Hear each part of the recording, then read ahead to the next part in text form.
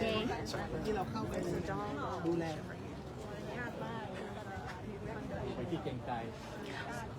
Hondo, oh, there's a dog here. Tosu.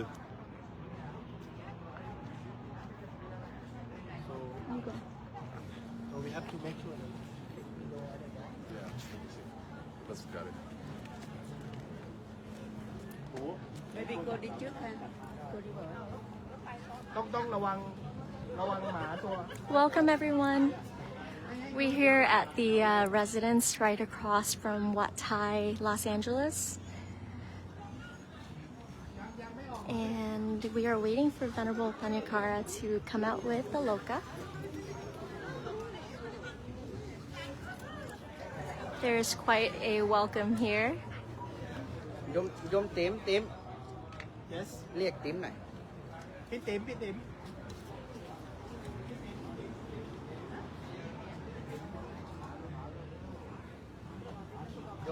ยมนั่นด้วยตาลยมตาลเรียกติ๋มตาลด้วยยมตาลมาครับ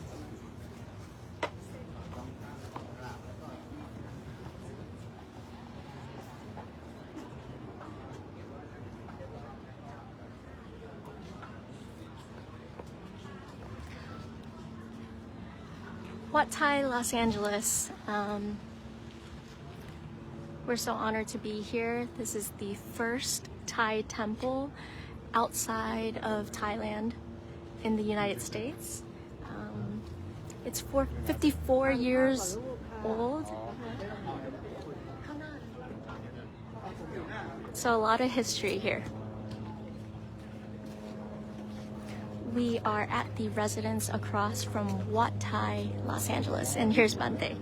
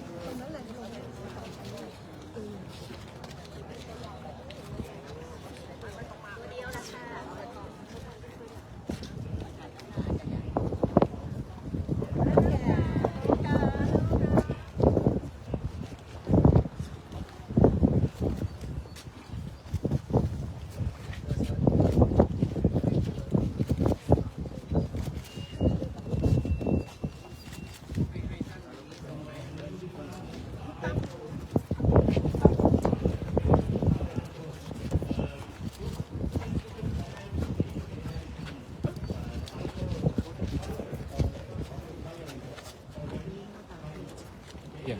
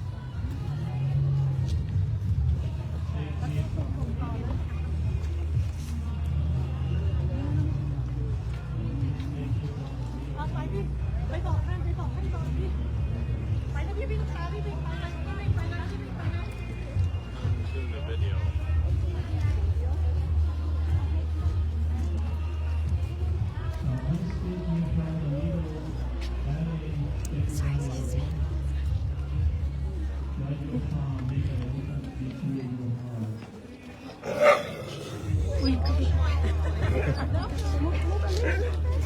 the side please, on the side please.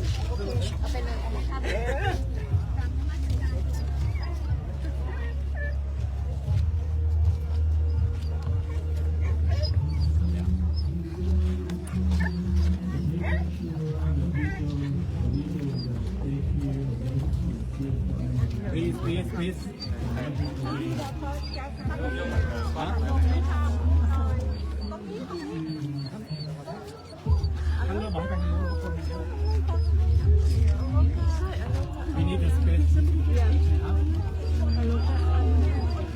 ป๊อปเถิบนิดหนึ่ง ต้องยาวมาเลยฮะยาวมาเลย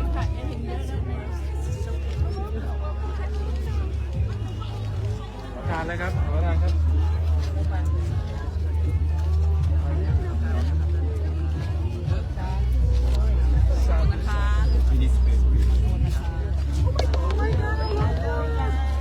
Bantai Palakala. Please. Sorry.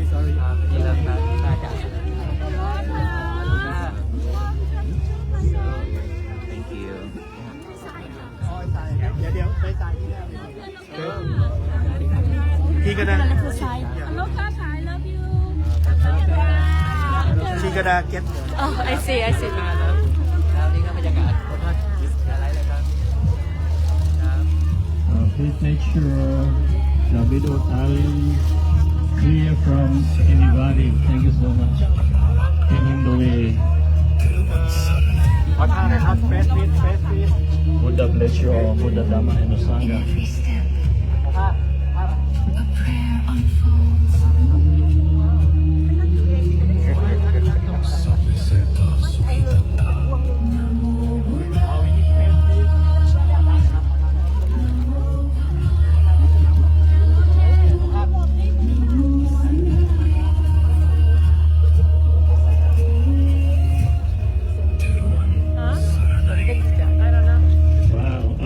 Here today with that, ladies and gentlemen, we're very happy to see Venerable Bhikkhu Panjakara and Aloka together today.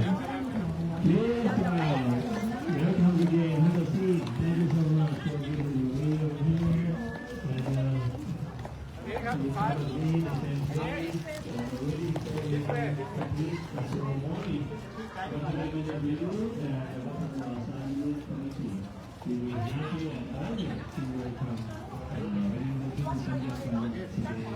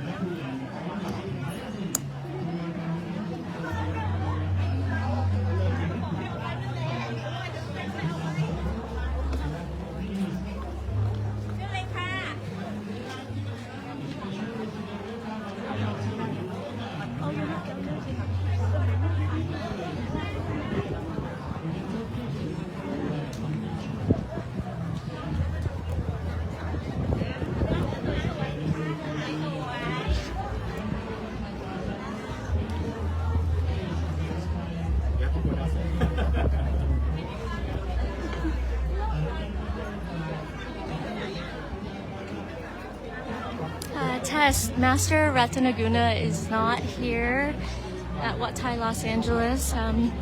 He needed to rest a little bit, so he's staying in Azusa and will join us later. And we are in North Hollywood, I believe, at Wat Thai Los Angeles.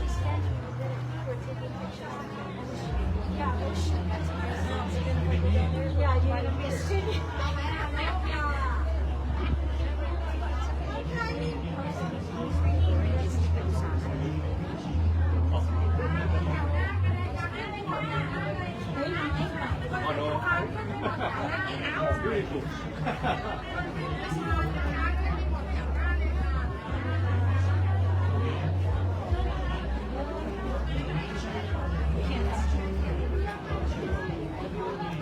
ดี๋ยวท่านเข้าโบสถ์เข้าเขียน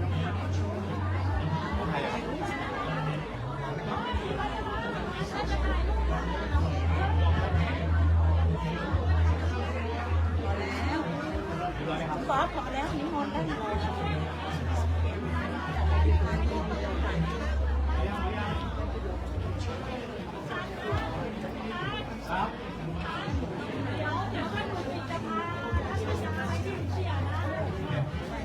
This is Long Paw coming through.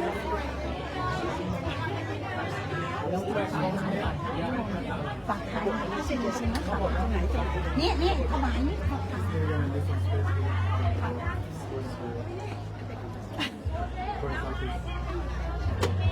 ุณ มาสการท่านก่อน Long Paw.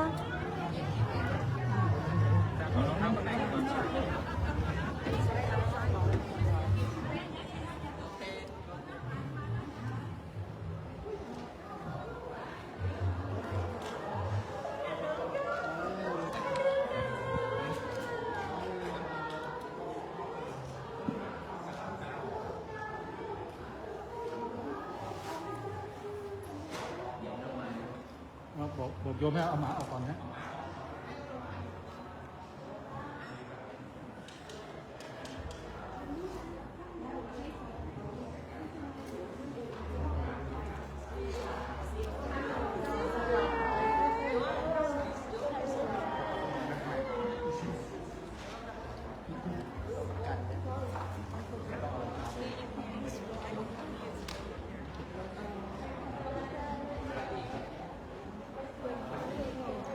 สบายทางนั้นก่อนสบายทางนั้นก่อนไหม ไม่เป็นไรอย่าบล็อกทางเดินนะคะขอทางเดินขอโทษค่ะตรงนี้มูฟไปเลยนะคะ กูต้องเอารองเท้าไปใส่แล้วเดี๋ยวเราลง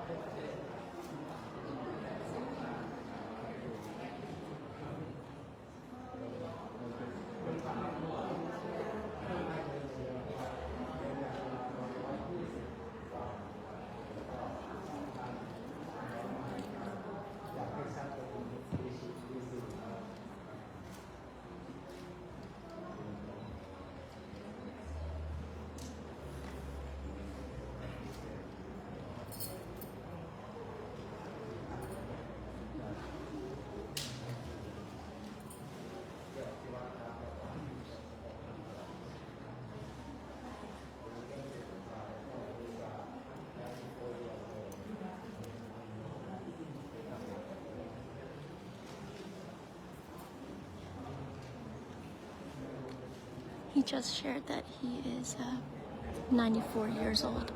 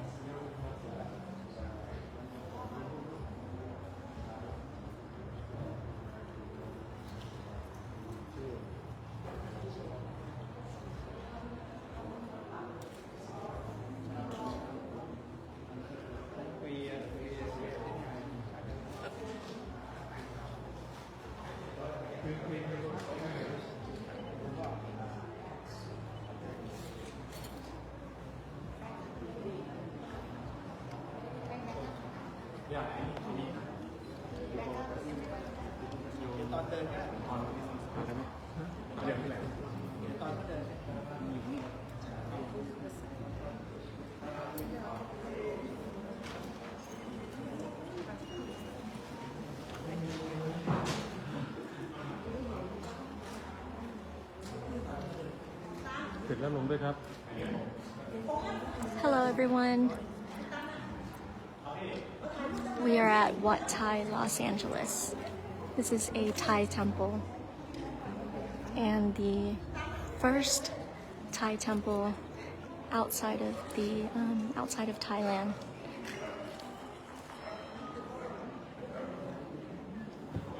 This temple is 54 years old. คุณติ๋มพอดี ค่ะ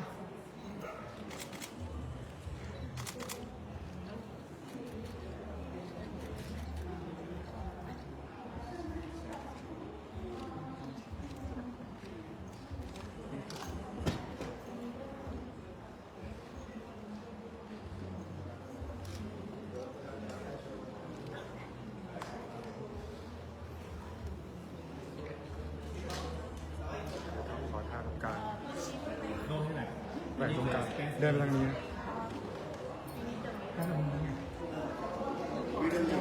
I need space here. We need some space, please. We need space, please. No, just, yeah.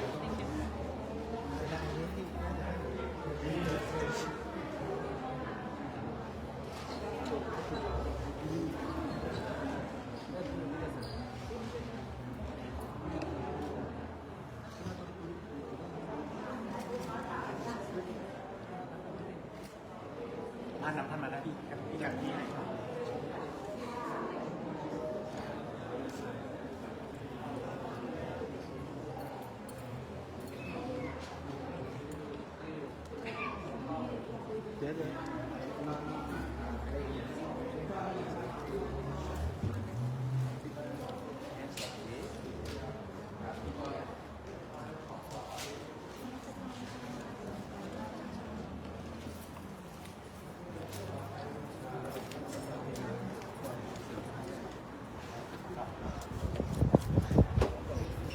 เอาข้างไหนพี่ป๊อปจับเองนะอยู่โอเคตรงนี้นะแล้วก็เดินขวาเลย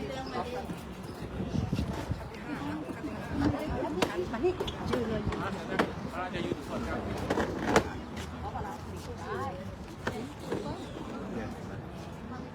คนลงล่างนะครับ เพี้ยนมาก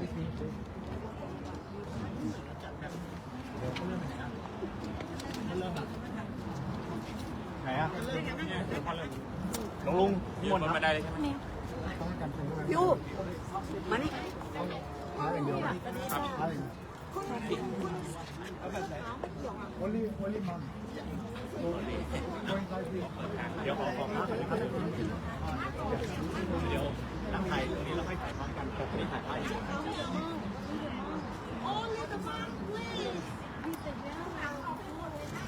no No, not this now. Sorry. Only one.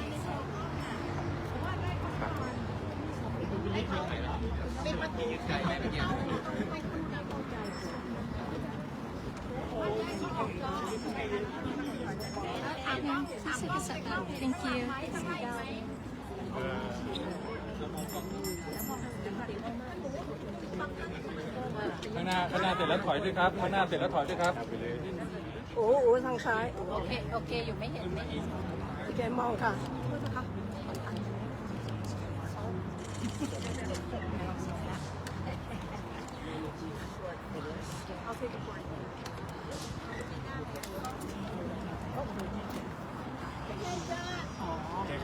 ทางหน้าถ่ายเจ เคยเดี๋ยวขอทางพระนะครับ แล้วก็คนที่มีพานยืนหลังพระนะครับ ไม่ต้องวัวฝั่งนี้ครับ I'm sorry เดินฝั่งนี้นะ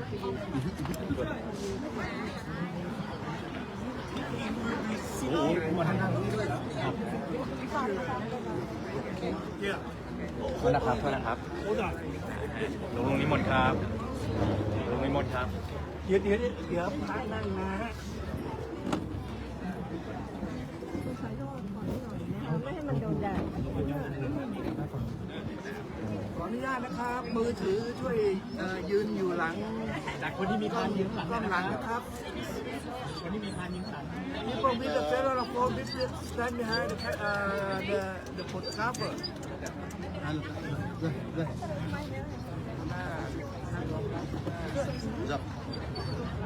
Please sit down. In the front, please sit down. Please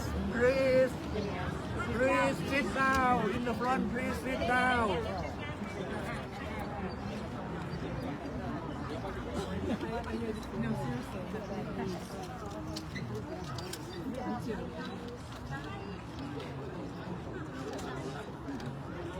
Yom.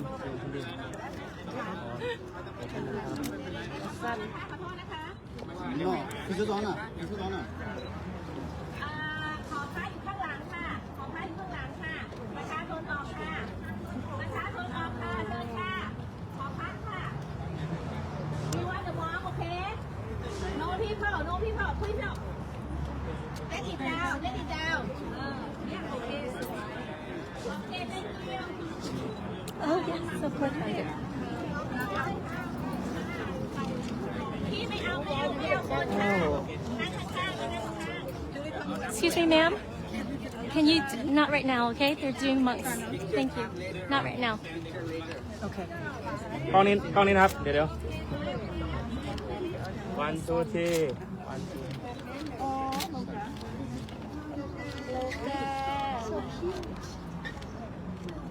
God bless you, Loka. โอเค Udah ke Loka, boleh Now,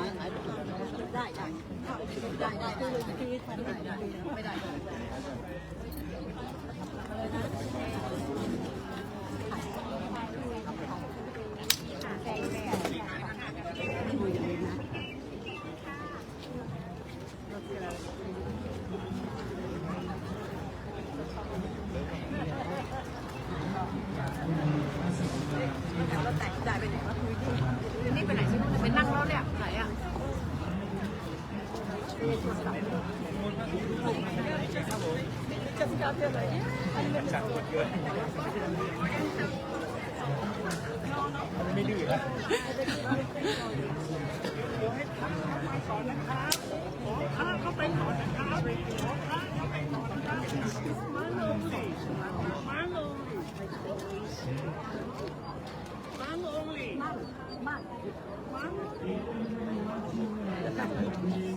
นะโมตัสสะภะคะวะโตอะระหะโตสัมมาสัมพุทธัสสะนะโมตัสสะภะคะวะโตอะระหะโตสัมมาสัมพุทธัสสะนะโมตัสสะภะคะวะโตอะระหะโตสัมมาสัมพุทธัสสะ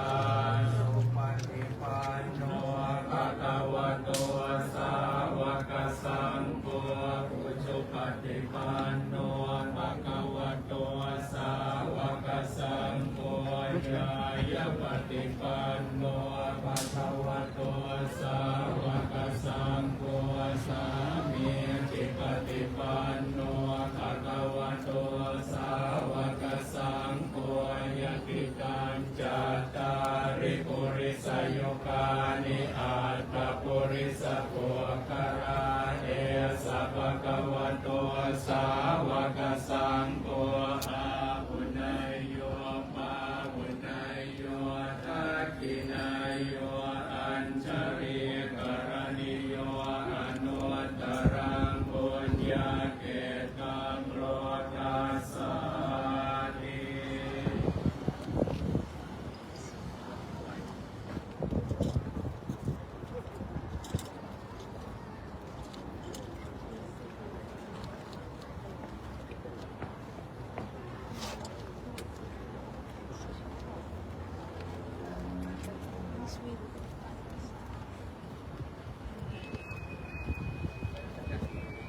Yes, everyone's moved to the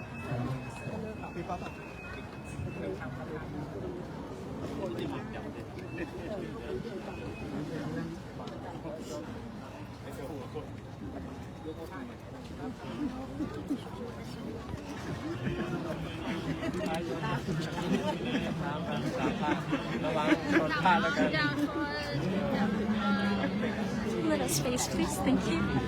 Excuse me. Thank you.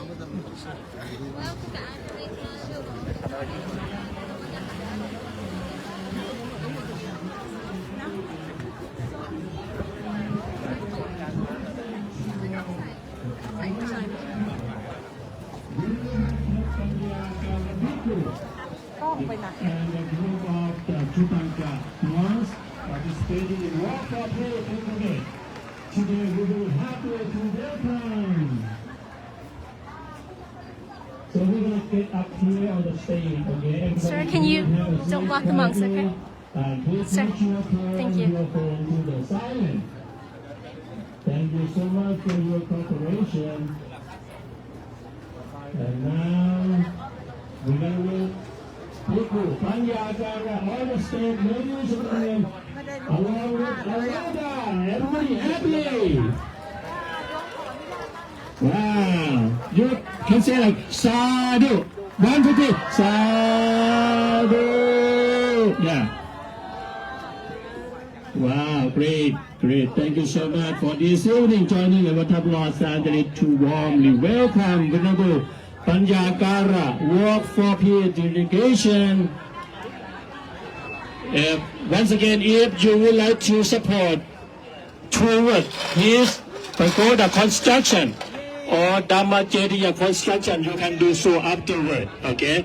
Afterward, after his giveaway, his postcard and autograph, okay? You can do so.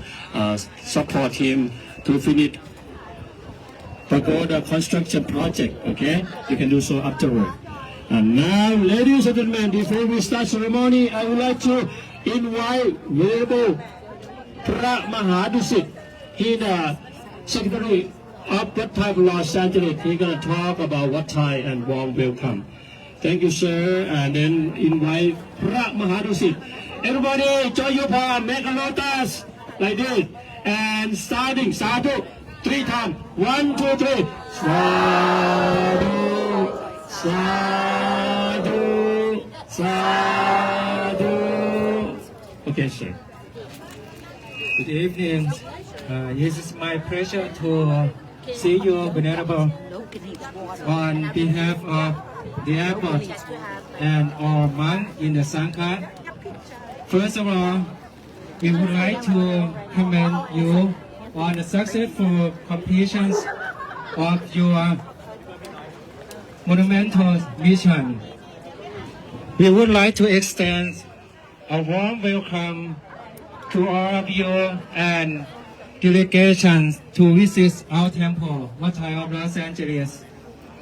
Wat Thai of Los Angeles was established on May 19, 1972 and operates as non-profit organization. It's a 54th year this year. It was the first established as Thai temple in the United States. We are Buddhist temple and Buddhist community center. It was established to promote Thai culture and tradition for interested local people and serve our community. Wat Thai also serve to promote Buddhism in the United States and to establish Buddhist school for young Thai American children to learn Thai language, culture, tradition, and Buddhist practice. We facilitate the exchange of information and education between the United States and Thailand. We are the center of Buddhist teaching for those who are seeking enlightenment. By Wat Thai creates awareness, understanding, and appreciation of Thai beliefs and value system. Wat Thai has a board of trustees and congregations of monks. There are 18 monks who reside at the temple. These monks perform daily routines of morning chanting, evening chanting, receiving alms, conserving, teaching meditation for peace, and taking care of the temple facilities. The board of trustees take care of the daily business activity of the temple and act as public relation to the community. On behalf of the airport board members and lay devotees, we are very delighted to have opportunity to welcome you today. May you all find peace and happiness during your stay at our temple. And to everyone here, today we have the privilege of being in the presence of true spiritual leaders in the field of Dhamma practice. Our guest speakers had the request to his effort to the journey in the name of Walk for Peace to promote non-violence, mindfulness, and compassion. He is Theravada Buddhist monk, best known for leading a profound 120-day, 2,300 miles from Fort Worth, Texas to Washington, D.C. He will be sharing his insights, experience, the reasons for Walk for Peace, and future goals with us. Please join me in giving warm welcome to the exceptional Venerable Bhikkhu Panyakara, also known as Thich Tuyen, who is a Vietnamese Buddhist monk and spiritual leader who serves as Vice President of the Huang Dao Vipassana Pavana Center in Fort Worth, Texas. We would like to invite you all to meet him now. Thank you very much.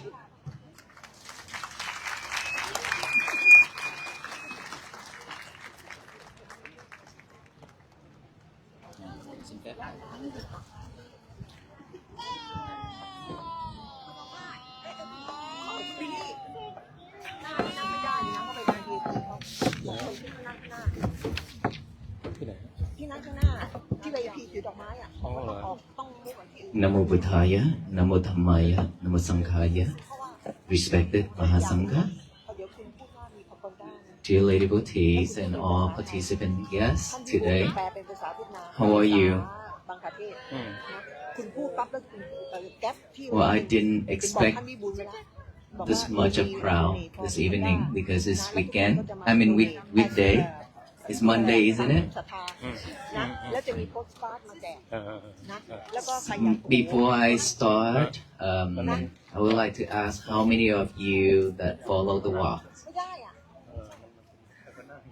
Okay, almost everyone. Then the next question is,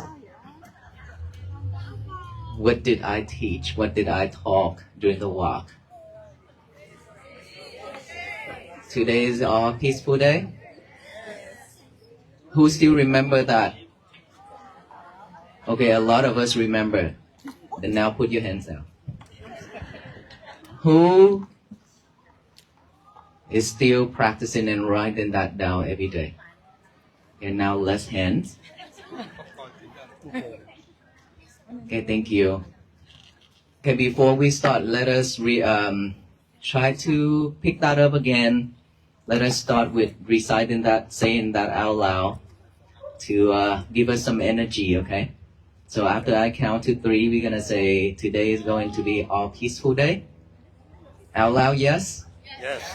Okay, let's just try again because I've been doing that during the walk, but I haven't started again until yesterday, and now I want to hear it from you here. So 1, 2, and 3. I can't hear anything. Okay, let us say it again out loud, louder, okay? 1, 2, 3. Louder. This is not the energy that we want.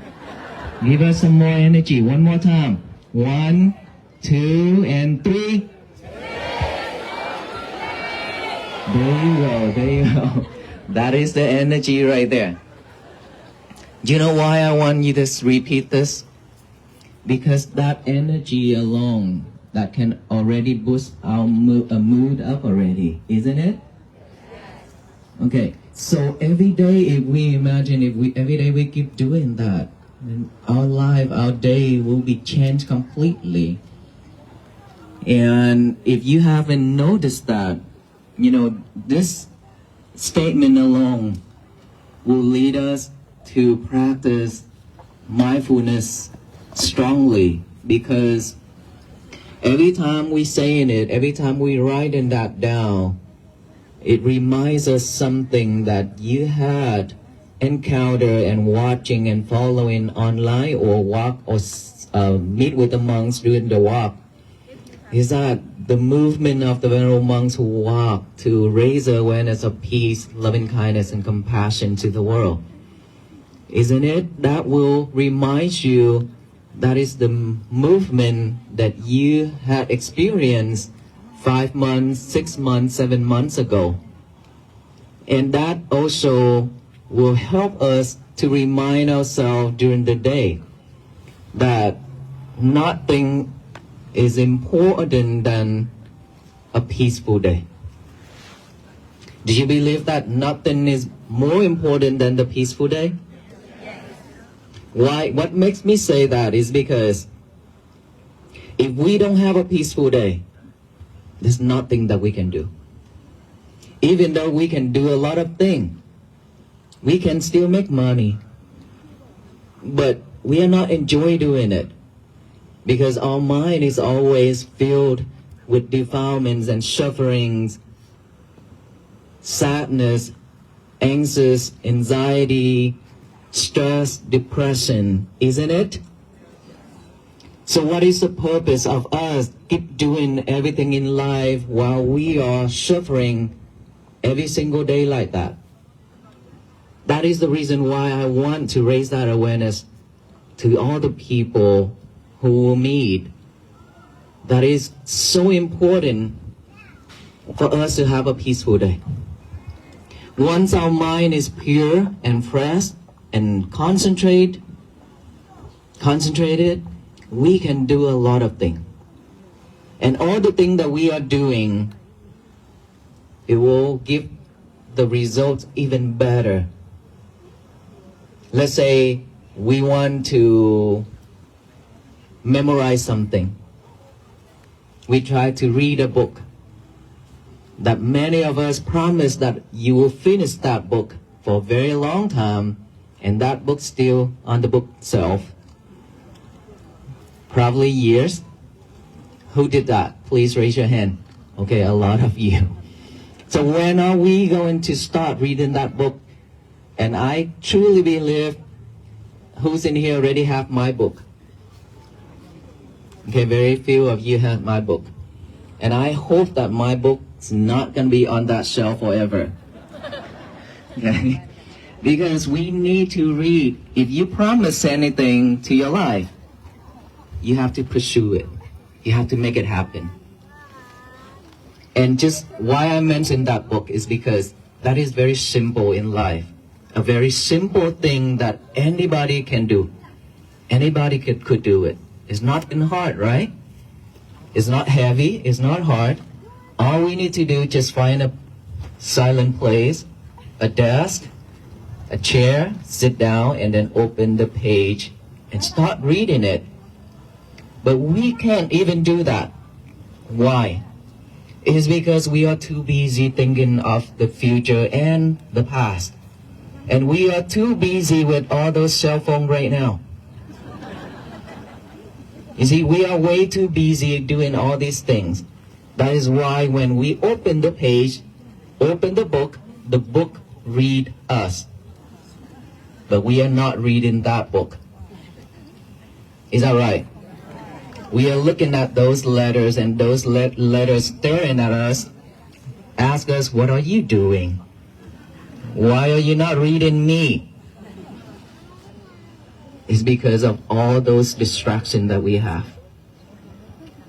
You have your cell phone, which I always say that is your lover. all the time with you, and you are not focusing on the thing that is important to you. Reading a book is important because you could learn a lot of things from it. But the first thing you would learn is to be patient,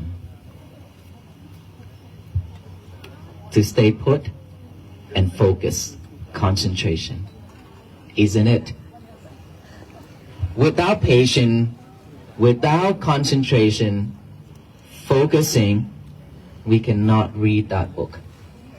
It is because whenever you open the page, the phone will ting, ting, ting, ting, and then you look at the phone.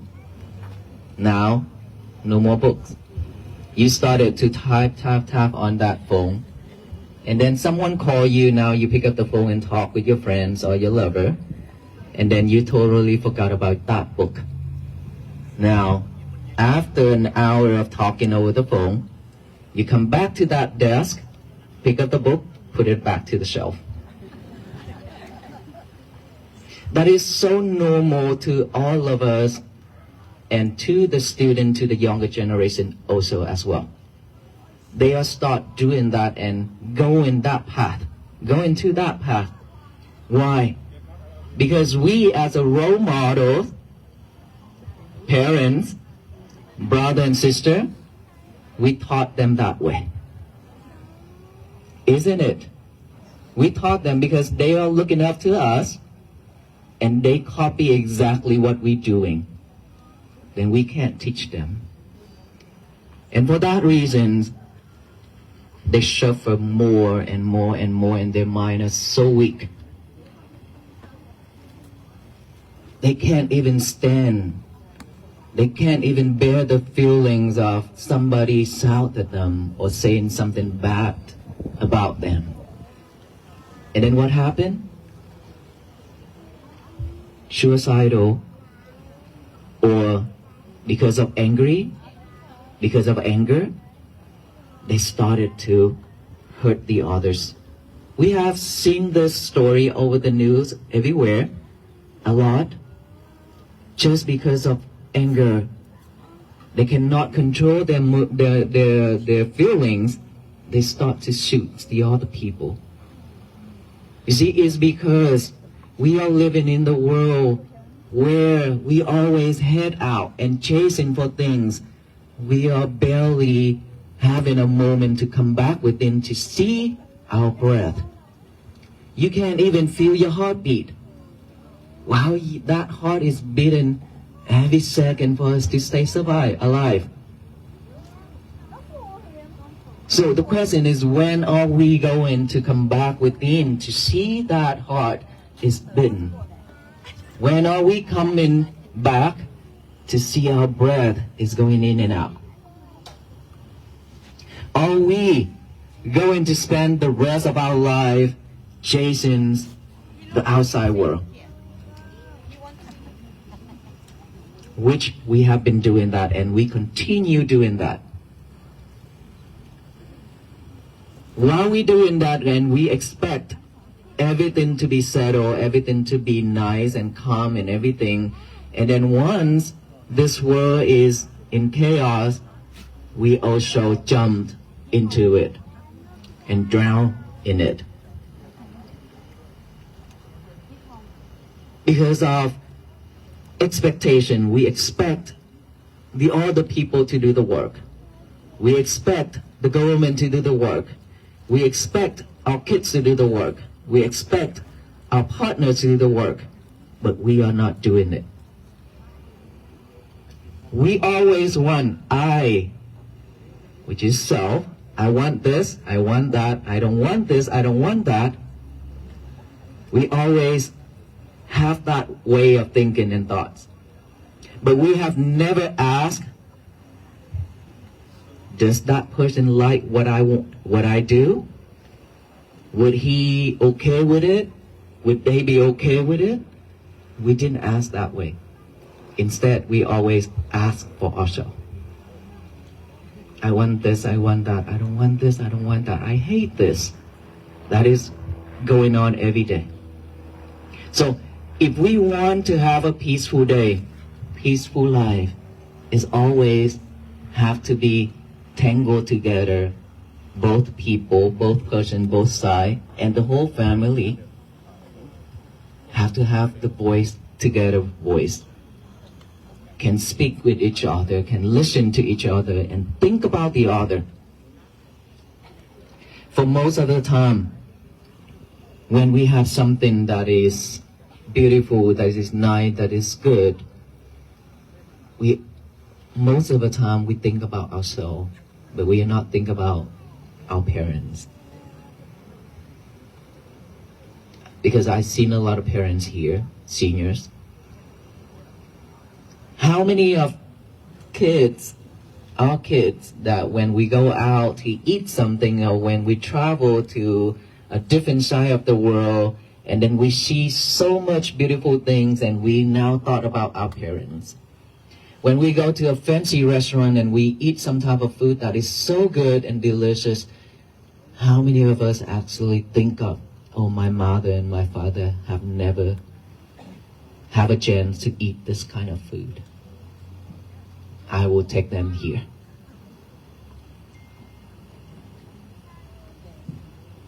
We barely think that way. Because everything is me, I. Because of this I, we create a lot of dramas. Because of this I, we create suffering to ourselves and the others and our family members.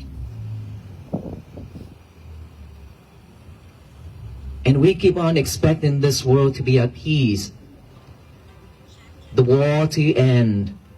Of course, everybody's seeking for that. We are all human beings and all beings seek for that moment where all kind of war conflicts to be ended. But it cannot happen when we still fighting. Right? Because we are adding more war to the actual war out there. Then how can it stop? How can it end? Because whenever we see things that we are dislike, whenever we see things that we are not happy with, we add negative energy to that. Once we added those negative energy into that situation, that grow bigger. 10 people, it grow bigger. 100, 1,000, it keep on growing. Because we all keep adding to it, right? We are not taking it out, but we are adding more. So how can it shrink? How can it reduce? How can it decrease? Instead, it will keep on increasing and growing bigger and bigger and bigger. That is what us, all humans, are doing every day. Keep on adding more chaos to this world. For that reason, I truly believe most of us here and all those people who follow online because they don't have the chance to participate in person, we love peace. We love peace. We are seeking for peace and kindness and compassion. That is why we are showing up. That is why we keep on following this mission, isn't it? So if we do, then what is our next step? Because I don't want to spend time talking and you don't want to spend time listening and then at the end everything go back to the old day, right? We want to change. I want to change. All of us here want to change for the better. And so the question is, after listening to the talk, what is the next step that we should do, could do, to bring peace to ourselves and to end conflicts within our family first? Let's hold on into the world. Let's start it from ourselves, start it from our own family, our own neighbors, and then spread out that way. So, there's a wall right here inside. We are fighting with ourselves. We are fighting with, I want to shout, I want to say this, I want to do this, and I want to think this way, but that mind is still acting up, it's not following you, it's not following us, right? And that is why we suffer. We are fighting with ourselves within our mind. Because within one thought, within 1 second, there are millions and millions of thoughts popping up, rising and falling. But we could not catch them because we don't have that mindfulness. We don't have that concentration because we are doing a lot of things at once. Who are here? Who's here that is multitask? Raise your hand. A lot of us are here and online are multitasking ourselves every day. So while we are multitasking ourselves, how can we stay focused? Now come back to that book. Taking the book down, out, put it on the table, opened it. All those movements are started from this mindset. I want to read that book. Now, step by step, I walk to that self, take that book, put it on the table, open the first page. That thought popped up and pulls you off. That phone starts to ring, it pulls you off from that book. Then who is reading it? Which one is focusing in that book and which one is focusing on here and here and here and here and there and there? Because we are multitasking ourselves. We keep doing that. So how can we have that strong concentration? And that reason, that is why our kids also cannot focus in school. Because they try to read as well like us, but they couldn't. They tried to do their homework, but they couldn't because all the social media, because of all those movies, games, and things like that. Right? We are following social media a lot, isn't it? Yes? Okay, what are we watching and what are we searching online? Here we go again. I shouldn't ask this question because every time when I ask you say, walk for peace. Okay, then now let's dig into it, okay? That's fine if you search for walk for peace. But now, no, I want to open this up, okay? Rescuing dog, okay, now Aloka. Okay, so when you go online, you search for Walk for Peace, you follow the talks, you watch those live streams just like today, right now, you are on live stream, okay? Let me ask you one thing, because 2 nights ago, I talked at the one of the conference hall at the hotel. I talk about soccer, okay?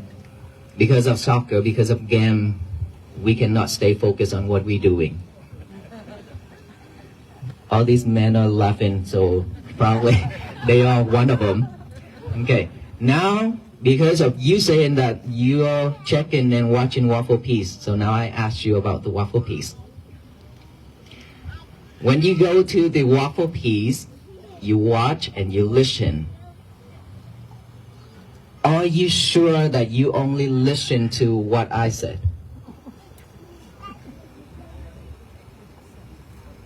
Who can stay focused within my talk online? Please raise your hand. That is so sad.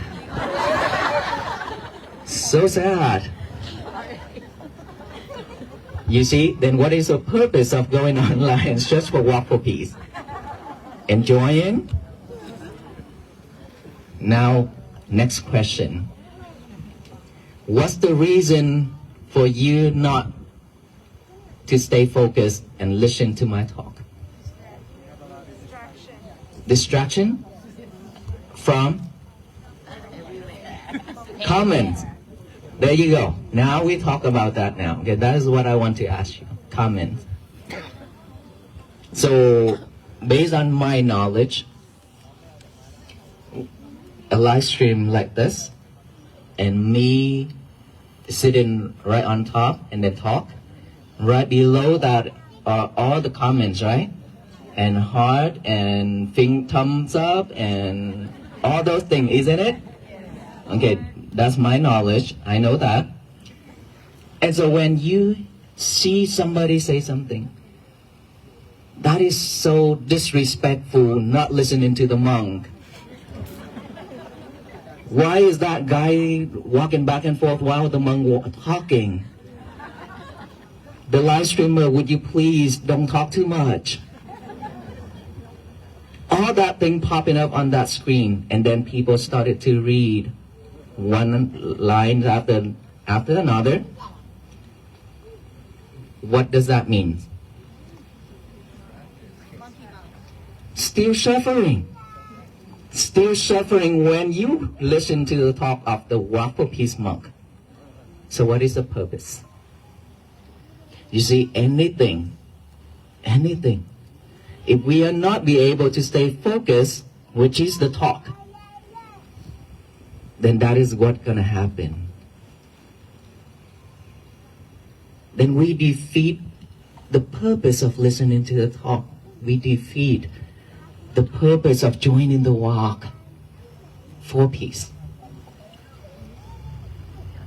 Can we just be mindful while listening, using this ear and this eye, be mindful? Because last two nights I said, because of these eyes, two eyes, are looking for the things that is not desirable, not what you expect, then it go inside with your brain, I guess, and then your mind and your brain talking with each other. That person is so rude. That person is so this and that. And then from there, our mind start to talk a lot. And you can't hear anything about the monk say.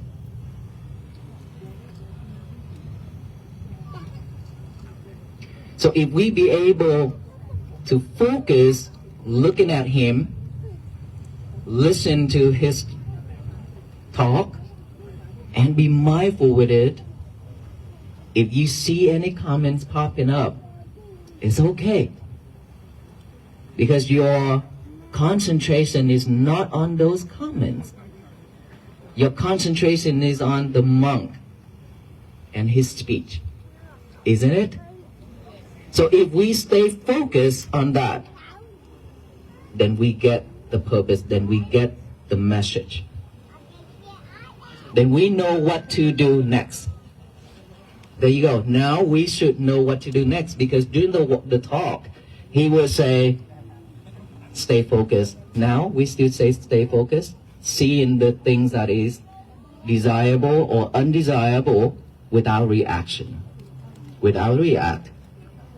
Listening to things that is not nice, but we are the one who have a choice not to react. Then right at that moment, within that 1 hour or 2 hour listening and watching, you have a peaceful hour. You learn a lot of things. Even though I know I talk about these back and forth, but I hope you are not bored yet. Okay? But every time when I talk, I try to show you the reality. What actually we encounter every day. And so if we really wanted to change and wanted to do the next step, then the first thing I would ask is focus. Concentration, which is mindfulness. See, now we come back to mindfulness. After all that, we still have to come back to mindfulness, because without mindfulness, we can't do all those.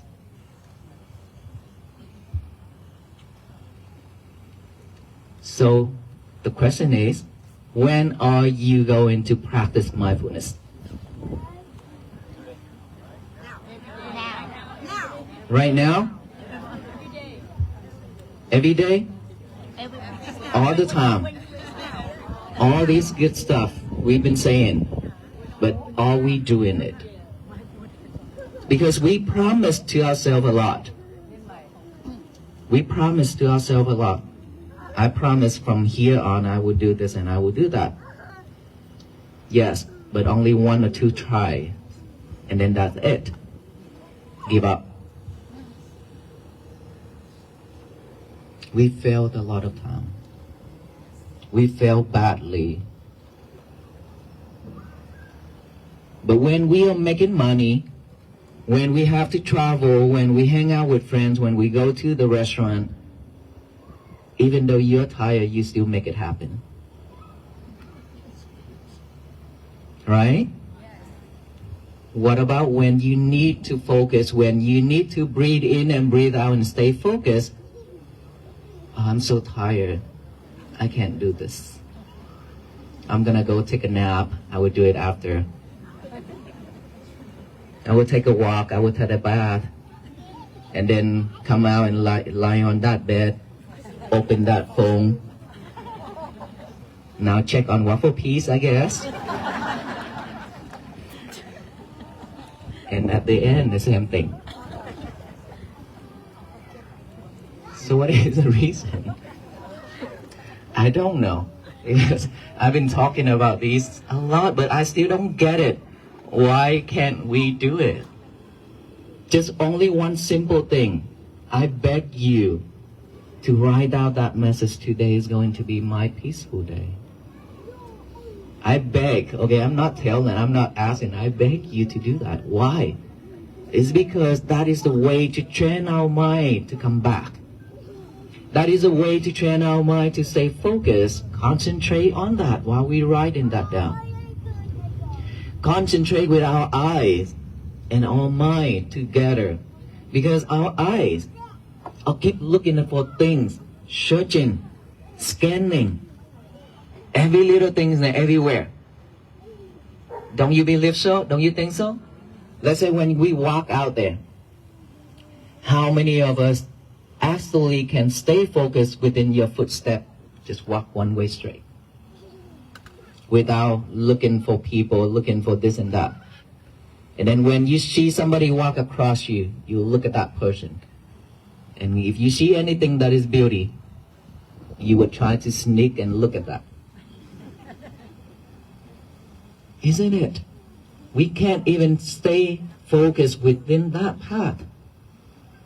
That is why I ask to use these eyes to read, to see beautiful things, which is, today is going to be my peaceful day.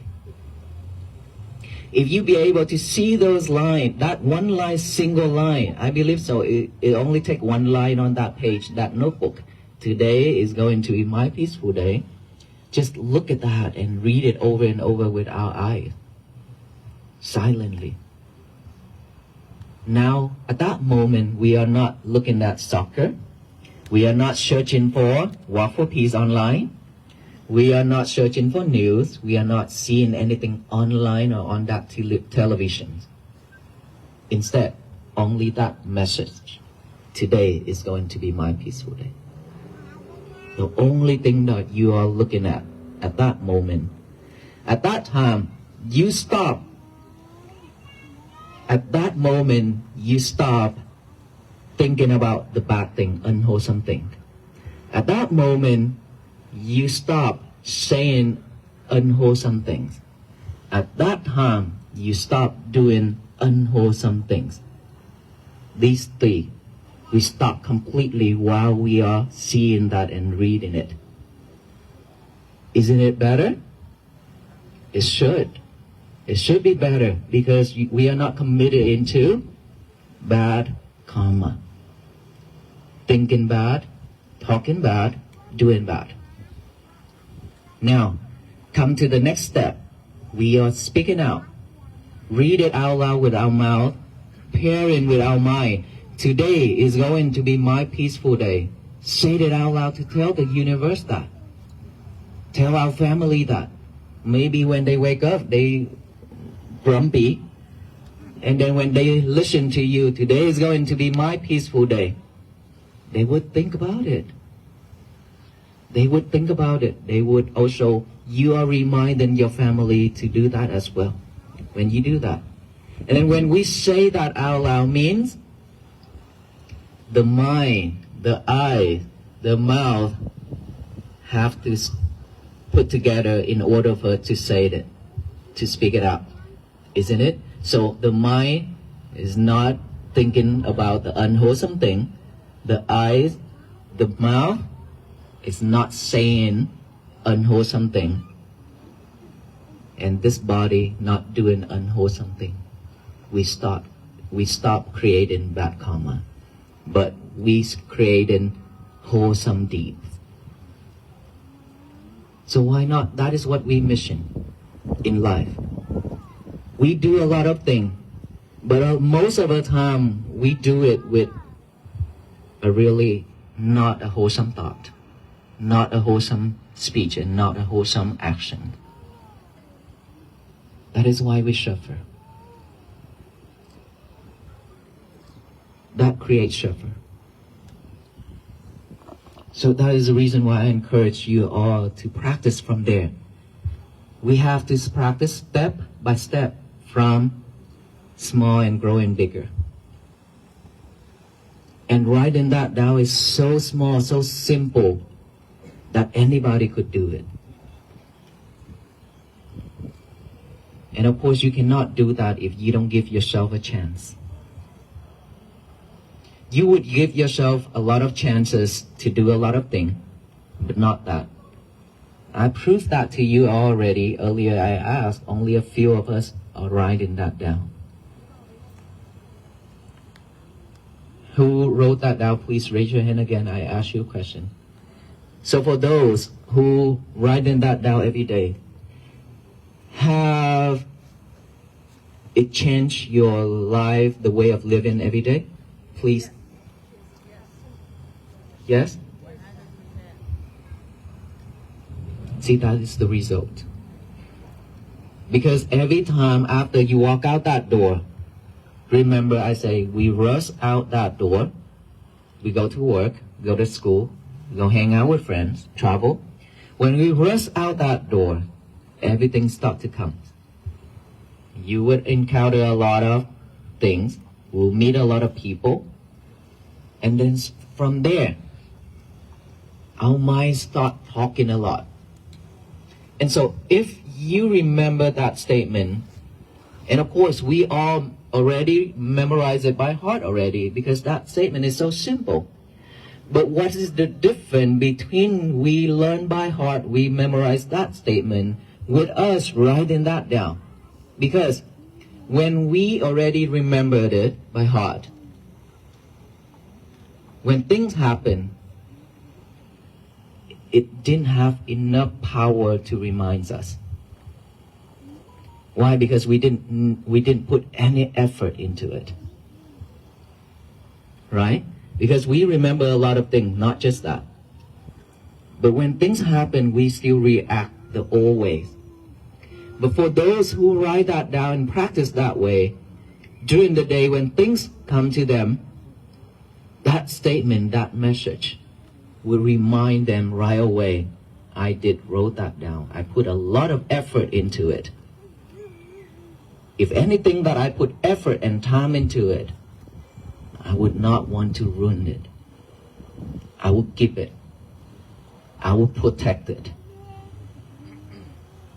If you don't put any effort into it, you think that is not yours.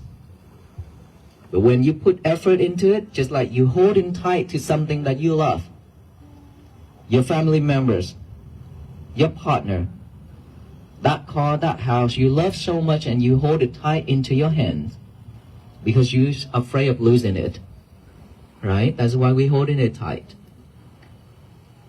Same thing. When you put a lot of time and effort and energy in writing this down and practice mindfulness every day like that, automatically you will see those are part of your life. you will see how important that is to you, because you have spent a lot of time and effort into it. You holding it tight like a gem for yourself, because it is helping you, right? So we will hold it tight, and then when things happen, that will pop up. I put a lot of time and effort. I don't want to mess it up. I don't want to lose that now. I hold it tight to my heart. I will spend time listening to my heart. That is how it saves our life, save our day. Just from a very simple statement, simple action, which is writing that down. We don't have to think big, seriously. When we talk about peace, when we talk about world peace, we are thinking all about the big things. We don't need to do all that big things. Just very simple thing that we could do that could change our life. Then from there, we start to move forward with bigger things. Once our mind is calm, settled, stay focused, we could do a lot of bigger things. And every time you put time and effort into it, it will give you a best result ever. But for right now, act like we are babies, learning how to crawl, learning how to stand up, learning how to walk, and then run after later. We don't need to run now. Crawling, just crawl first. Teaching our mind, it's just like we are teaching our kids, our baby. Just like that. So don't think anything bigger than what we can do right now about this piece. Start from there. Would you please do that? Yes? That is how you walk with us. And you already promised us, isn't it? You promised with the monks that you will walk with the monks. Right? Of course, walk in spirit. Okay, you walk in spirit means you are practicing that. That is how you walk with us to change this world. But it needs a lot of effort. It needs a lot of people walking together to change, not us alone. If we walk for the rest of our life, only these 19 venerable monks, or even join 1,000 venerable monks, we cannot change anything. But all of us walk together every day, we make a big impact to this world. Positive energy will radiate it, spread it to the universe. The universe will receive it, spread it out to all the beings in this earth, on this earth. And then what happened? We will live peacefully, kinder to each other, and more compassionate to each other. So I hope that this message will continue to inspire you to practice mindfulness. And I hope that we know already how to practice mindfulness through the breathing, yes? Who needs me to repeat the way of practicing mindfulness through this nostril? Okay, let's start it over again, okay? Every day after you write that statement down, okay? When you first, before bed, tonight, this is our test, what you should do tonight. When you go home, the first thing what you should do. Tonight when you go home, what are you going to do first? Yeah? Hello? What's going on?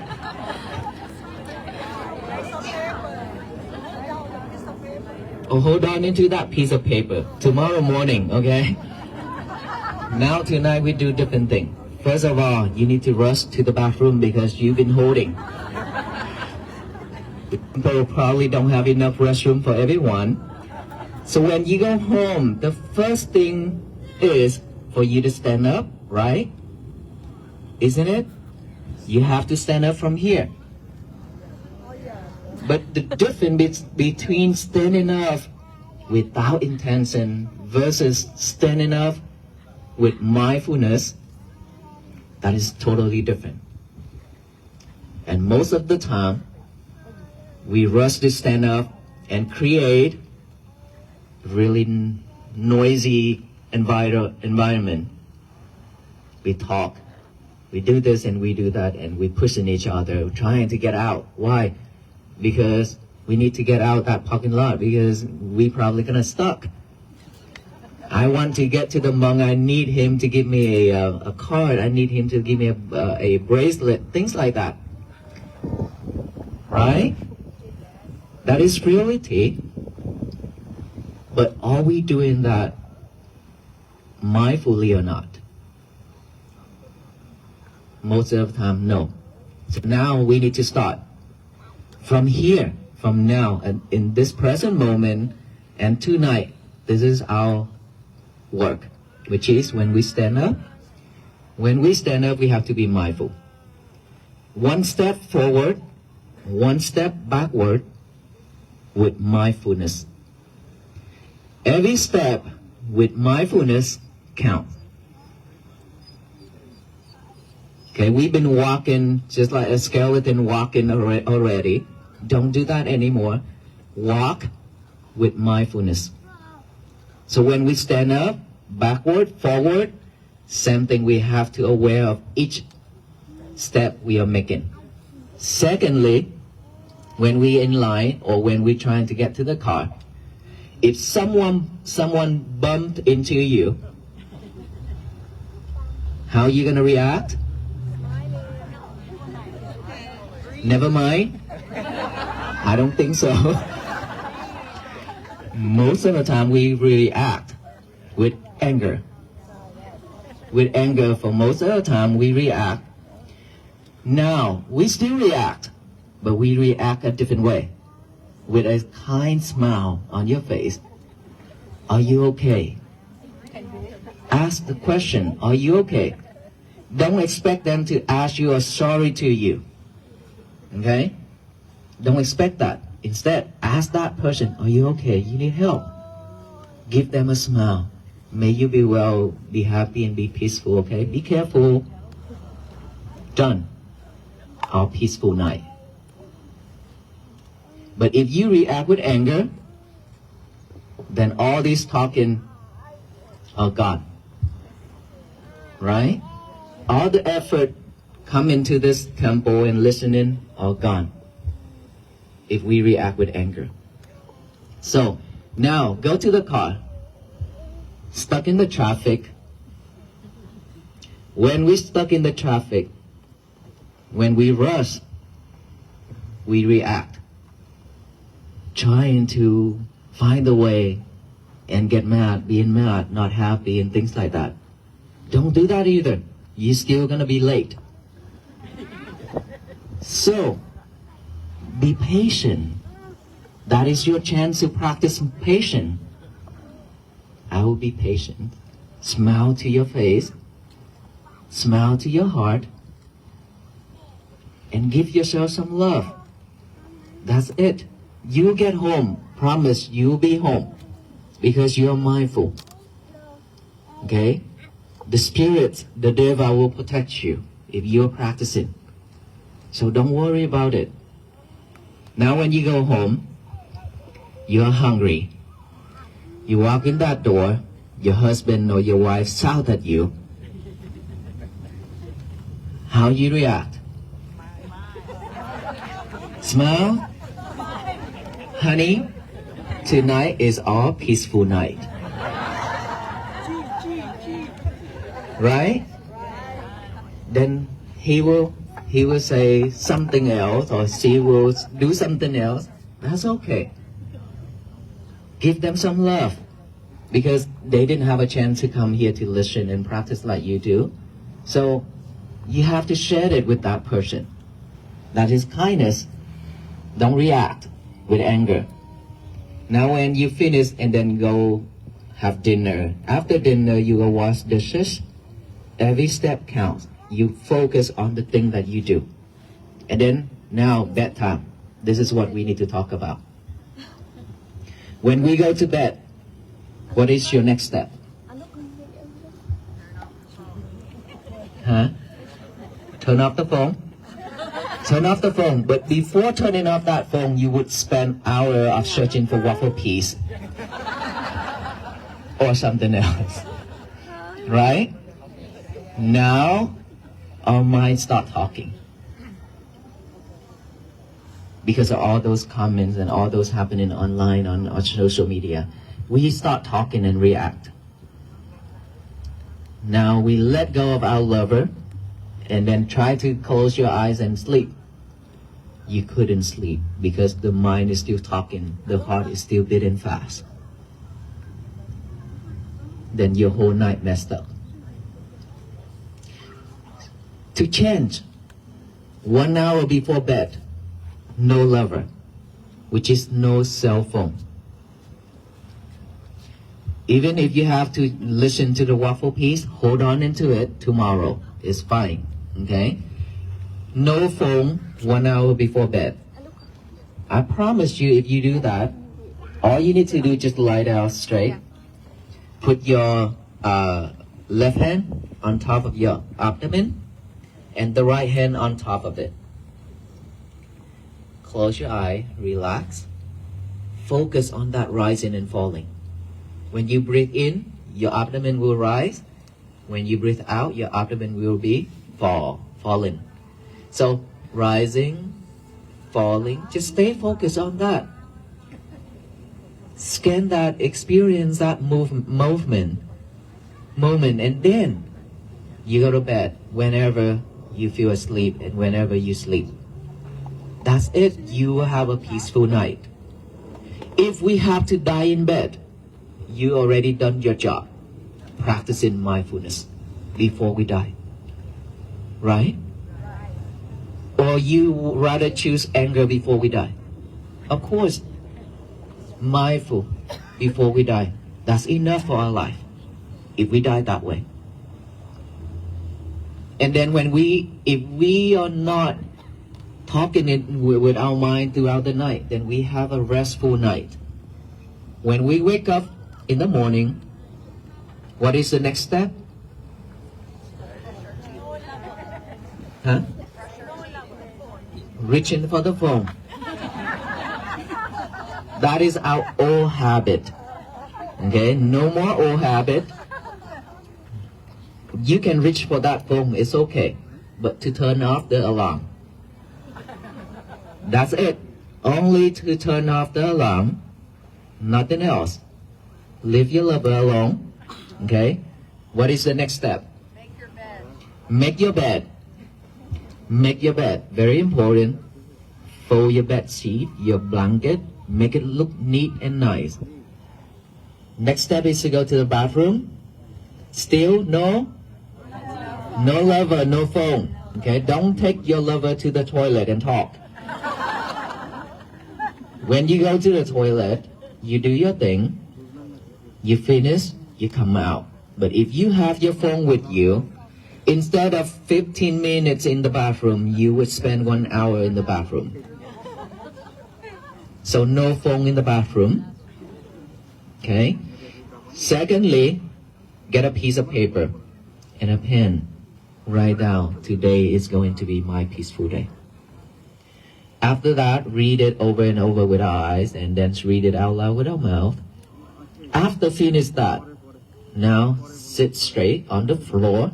If you cannot, you can sit on the chair. Back straight, but do not force your spine. Okay, relax. Just back straight. Don't sit like this, gonna mess your spine. So back straight, but do not force. Take a deep breath, and then deep breath, and then deep breath 3 times. After that, relax the whole body and mind. Put your concentration right here, this area by the nostril. The breath is going in and out through this, right? Yes? Yes? Yes. We need to add awareness to each and every breath going in and out. Awareness to the breath that going in. Awareness to the breath going out. Stay focused on it. Don't follow it inside, you don't need to. Don't follow that breath outside, you don't need to. But don't force your breath. Just let it go in and out the way it is, naturally. Okay, now how you breathe, when you practice meditation this way, you breathe the same way. Don't try to force your breath to be longer or shorter. Just let it go in and out the way it is. Just add awareness to that breath. To those breaths, in and out. Now, that monkey mind start to jump. What is the monkey mind? The mind of thinking this and that. Talking about this, talking about that. Thinking about the walk for peace, thinking about the monk, thinking about anything. That is talking mind. Those are not useful. But you don't have to try to eliminate them, because that is natural. What we should do is when that thought pop up, acknowledge it. Observe the thought. Knowing that, oh, you have a thought. It doesn't matter what type of thought. Just acknowledge it, observe it, let it go by itself. Don't try to force it. Don't try to tell them to go away. Just observe it, and then it will vanish by itself. And then come back here. Or at the beginning, what you can do is acknowledge the thought. Observe the thought and acknowledge it by saying silently 3 times. Thought, thought, thought, then come back here. That is your test, so don't fail, okay? Hello guys, your test, don't fail. Because you are listening to me right now. Okay, stay focused, remember. It's okay. In and out, thought pop up, acknowledge it, say silently 3 times. Thought, thought, thought, come back to your breathing. Bring your concentration back to your breathing. Then breathe in, breathe out. Another thought pop up, do the same. Do the same, do the same on those thoughts. Now, if you hear anything, your husband or your kids shout or yell or talk, it's okay, don't react. Smile, gentle on your face, and then breathe, acknowledge those sounds as sound, sound, sound. Come back here to your breathing. If you feel any type of sensation within this body, itchy, numb, pain, hurt, anything, just put your concentration on that, numb, that pain, that itchy, and then acknowledge it. Feeling, feeling, feeling. Come back here. That's all we need to do. Keep on repeating that. That is the basic step for us to train our mind to stay in this present moment. We don't have that habit yet. That is why we need to train ourselves, train our mind to start from the beginning by bringing that concentration back to this present moment. That's it. If you spend 15 minutes, that's great. That is good. Half an hour, that's better. 1 hour, that's even better. The more you practice, the better you are before you rush out of that door. Okay? So that is our mission. That is our job to do every day, to practice mindfulness, to practice the breathing method. That is our own object within our breath. We don't need to borrow the outside object. Thank you so much. Any question for me?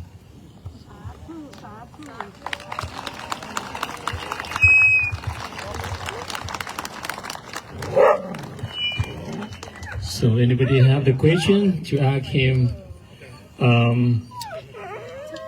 So we start from there. So I don't know. I can bring the microphone over there. You gotta make a noise right there. We have the microphone right there. Yeah. So hold on, okay. Make sure when you bring microphone to in front of the speaker, you're gonna make a noise. Yeah. Oh, hi. Hi. My name's Nina, and I'm so grateful and proud to be here, to be with you all. And my question is, because I meditate, is... Sorry. Hold on again. He's gonna lower the volume.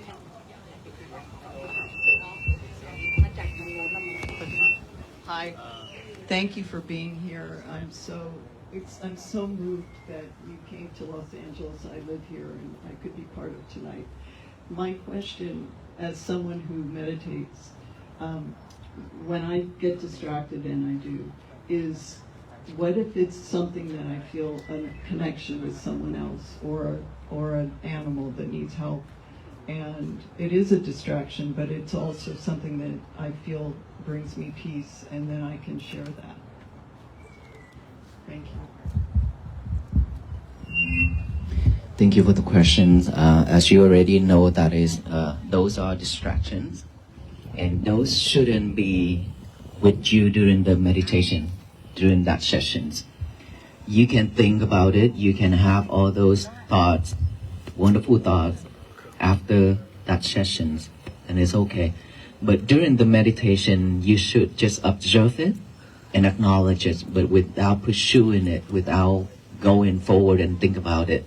That would help you, that would change, okay? You can think of those after the meditation.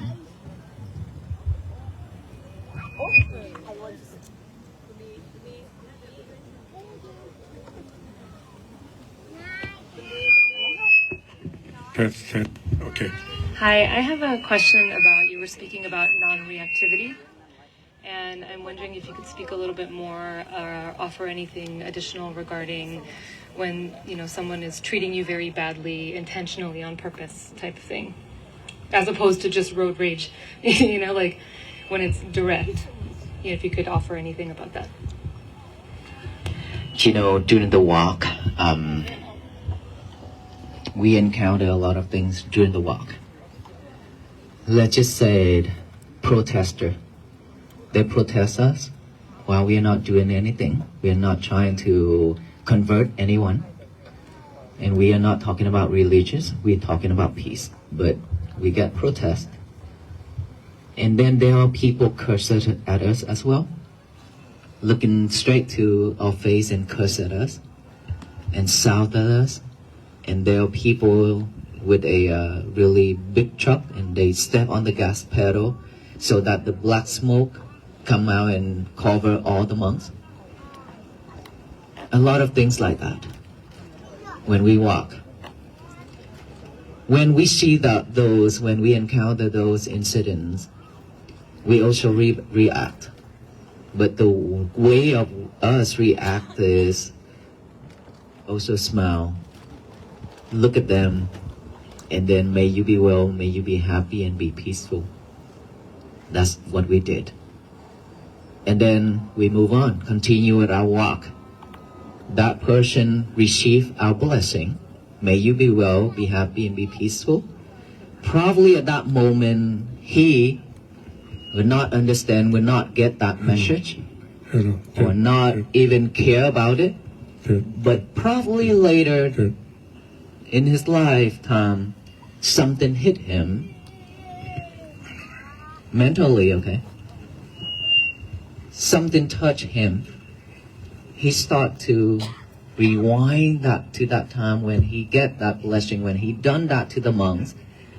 And then the monks, instead of react with anger, he say, may you be well, be happy, and be peaceful, with a smile. That would change him. That would help him to change the way of communicating with the others. Same thing like us. If we give the other people a chance, later on, they or someone else will give us a chance, because we are not perfect. We will and we would commit into unwholesome deeds. And of course, we also want people to give us a chance to fix, right? So by doing that, we are giving them a chance, means we are reserving ourselves a chance in the future. So talking about that is easy, but how can we do it? The way to do that is, again, mindfulness. If you are not mindful at that moment, you would pursue that anger by saying harmful words, by doing harmful things to the people, to those people, and at least you're talking within your mind, okay, at least at the beginning. So that brings effort. But if you practice mindfulness every day, right at that moment, you would be reminded by those practicing that you've been practiced is going to be peaceful, it's going to be okay. Nothing that is hurting me except myself. Then you would stop, react. Instead, you still react, but react with kindness, with smile. Try that when somebody hurt you, trying to hurt you verbally, just verbally. Try to see how your heart start to rise and beat. You will feel the fire start to burn within your chest, right? It's because of anger. It start to burn. Now, if you feel that sensation of burning, is it desirable or no? No, of course not. Then if you know that is hurting, you are hurting yourself, then you would take a deep breath. Take a deep breath, deep breath, and deep breath until you stay calm. And remind yourself that it's okay. It's okay. Breathing, breathing, then you'll be okay.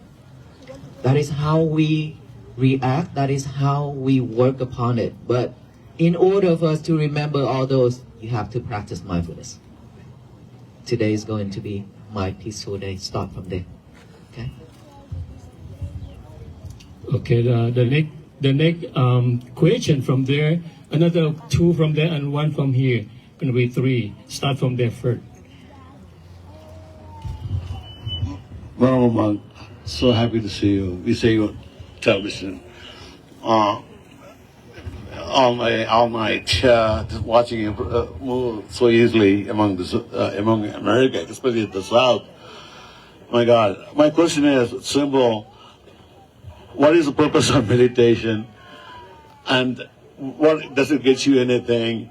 Or do you meditate with a purpose?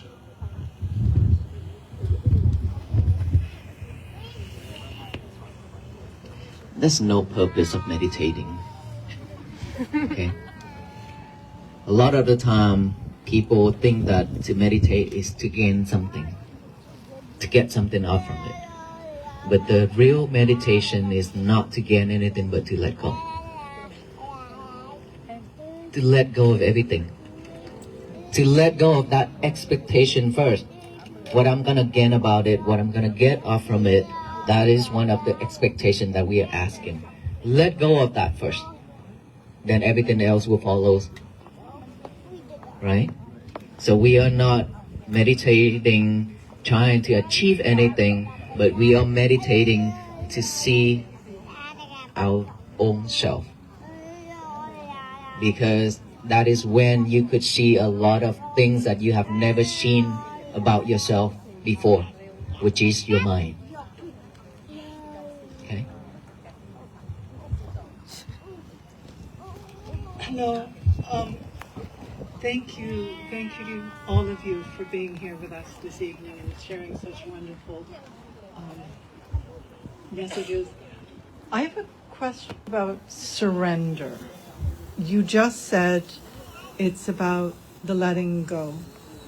I've studied a lot different forms of mindfulness, peacefulness, hearing all sorts of things, and there's always this allusion to being able to completely surrender. And could you speak a little about surrendering? Because I'm not very good at it. Actually, there is no surrender here in this way of practicing. We are letting go isn't mean that we are surrender. Okay, that's totally different. Your letting go is because we see no purpose of holding it. If you're holding something that is hurtful, that is harmful, so what is the purpose? What is the reason for us to holding on to it? And what if we can let it go to gain something else, which is peace, happier? Those are better than anger. Those are better than delusion, greed, and things like that. So patiently, and then patiently and letting go is totally different with surrender. Somebody do something to you and you give up and you surrender. That is different. Let's just say we surrender to a lot of people, including our boss. The people higher than us have more power than us. Those we can say that is surrender, because we're afraid if we go against them, we're gonna be hurt, right? But patience is different, which is you can patient with the person is lower than you. You can be patient with the person that is not nicer than you, or they are so bad, but you still be able to be patient with those. Just to say your kids. If they do anything so wrongful, but if you're patient enough, if you love them enough, if you love yourself enough, you will be patient with them by not hit them or not shout at them or not saying all those hurtful things to them. That is patience. But if you surrender means when you are trying to do something and when you're trying to run away from something, and then you found out that you cannot run anywhere, then okay, I give up. That is kind of surrender. But in Buddhism, it's not. In the way of practicing mindfulness, it's not about surrender. It's all about letting go. Letting go of all those things that you've been holding so tight.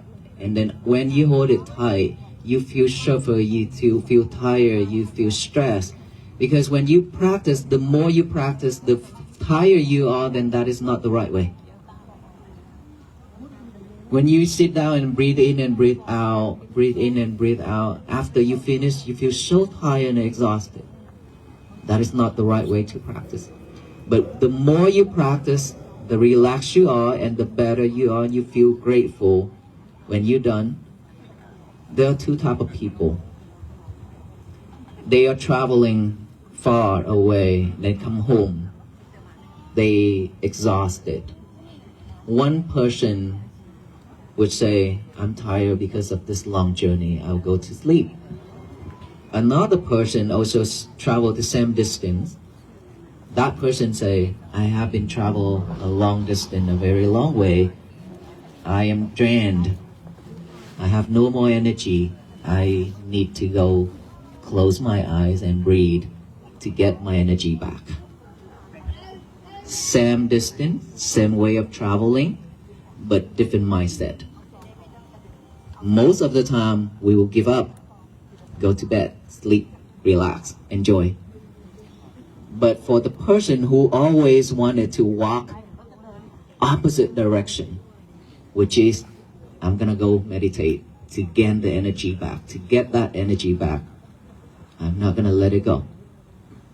So we should be that person. Okay, thank you. Okay, hold on. I have another question over here. Ms. Natalie, please come up here to add the question. The next question, sir. Namaskar, Venerable Panjakara. I would like to ask a question.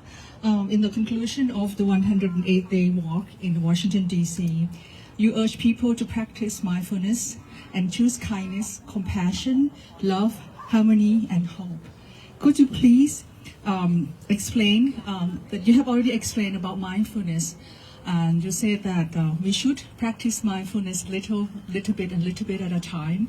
But for lay people like me and maybe everybody else here, I found that it's very difficult to be mindful or to be kind with someone that's not very kind to us.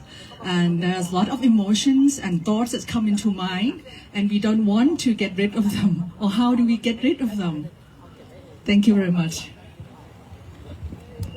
Well, I understand that in your way of living, because as a lay person, we have family, we have bills, we have everything to take care of. In this busy life, we have to pursue and doing all that to make a living. We cannot escape, but mindfulness isn't just for us to sit down and close our eyes. mindfulness you can practice anywhere and everywhere. Let's just say when we walk, during that walk, I always said, I focus on my breathing when I walk. The old monk focus on their footstep. Let's say when they walk, their right leg picking up, forward, down, touch. Left, up, forward, down, touch. They repeat that. They focus on that. But myself, I focus on the breathing. And then when I see people greeting us, and I stop. I switch that concentration from my breathing to the greeting from the people. And I stay focused on them, communicate with them, listen to them, and say bye to them, continue with my journey, focus on my breath again. That is how we practice when we walk. But let's just say you are standing right now. Are you focusing on what I'm saying right now? Yes? That is concentration, that is meditation. When you're standing, you also can practice meditation because you are focusing on what I'm saying right now. Same thing like all of you, you are focusing. Your mind sticks to my speech right now. That is meditation, right? And then when we lie down earlier, I mentioned to you, put your hands on your abdomen, rising and falling. That is meditation, right? But this is more important. Earlier, I mentioned multitask. We eat and talk and listening to music and watching movie at the same time. Especially during this soccer season. During this soccer season, we eat, we drink, we talk, we watch, we shout, we slam the table, we kicking things and we throwing things, everything at the same time. Right? So what are we focusing in? None. And then when your team lose, you get angry. When that referee give a red card to the person that you love, you get angry because of hate, because of not the way that you expect, right? And so, but concentration, not multitasking yourself, means you only eat. When we eat, be mindful with eat. When you drink, be mindful with drinking. When you cook, this is important right here. Most of us cook, I hope. When we cook, we chop. But your ear is listening and your mouth is singing. Then which one is chopping? Which one is listening and which one is singing? None. We are not focusing on anything. That is why you chop your finger. Right? And so change that. Now instead of listening and singing while cooking, just stay focused on chopping. Chop, stay focused. And then when you turn on the fire, when you put those in, you need to know, okay, this is salt. I need to add salt, not sugar. But if you are not mindful, you will add sugar instead. That is how you practice mindfulness. And when you're done, eating and then washing dishes. Talking on the phone at the same time when washing dishes. Now, let go of that phone. Finish those dishes first. Finish it, wash it, then now you can talk on the phone. Now you can sit down on that sofa and talk with your friend. No problem. That is how we practice every day. But the reason why we cannot gain anything off from it is because we always expect the result, the outcome right away. When we practice not long enough, but we want everything to be settled, then everything will keep on talking and keep on acting.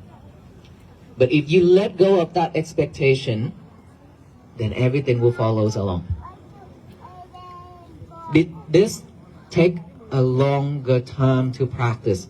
but it depends on us how much time and effort we are putting in to practice. Any reason behind that, those are just excuses, to be honest. Because we have our own choice, right? They can be hateful, but we can be kinder. It's our choice. It's not their choice. Let's just say he is holding the rope of fire, the fire rope, he threw it to you. Are you holding it or no? You shouldn't. You shouldn't hold it, but you do. You shouldn't, but you do. You catch it, you hold it. Why I say that is because you reacting. You get angry because of he saying that, he doing that. That means he throw. Even though you know that you shouldn't catch it, shouldn't hold it, but you also holding it while you thinking. Because you're reacting. You don't know that he is suffering. Before he say that, he suffered himself already. Because it's the progress of thinking, I need to tell her this, I need to tell her that. She can't be doing this. I cannot accept this. You see, that whole process of talking by himself in his mind is already suffer. Isn't it? Yes? Now, he moved from that thought out to this mouth and said it out loud. He suffered double. He suffered double. Because when he speak out, he would raise his voice. Because that mind is angry mind. And now so he need to raise his voice to make sure that you hear him. His voice can be heard. That is why he raised his voice. And the more he raised his voice, the sufferer he is. You don't see that. You only see that I am suffering. I am only the person who's suffering. No, it's not you. You can be happy and peace, but he already suffered. It's your choice. It's your choice to stay happy and peaceful, but he have no choice. Because he already committed. He already suffered. He have no choice to change, to stop. To start over.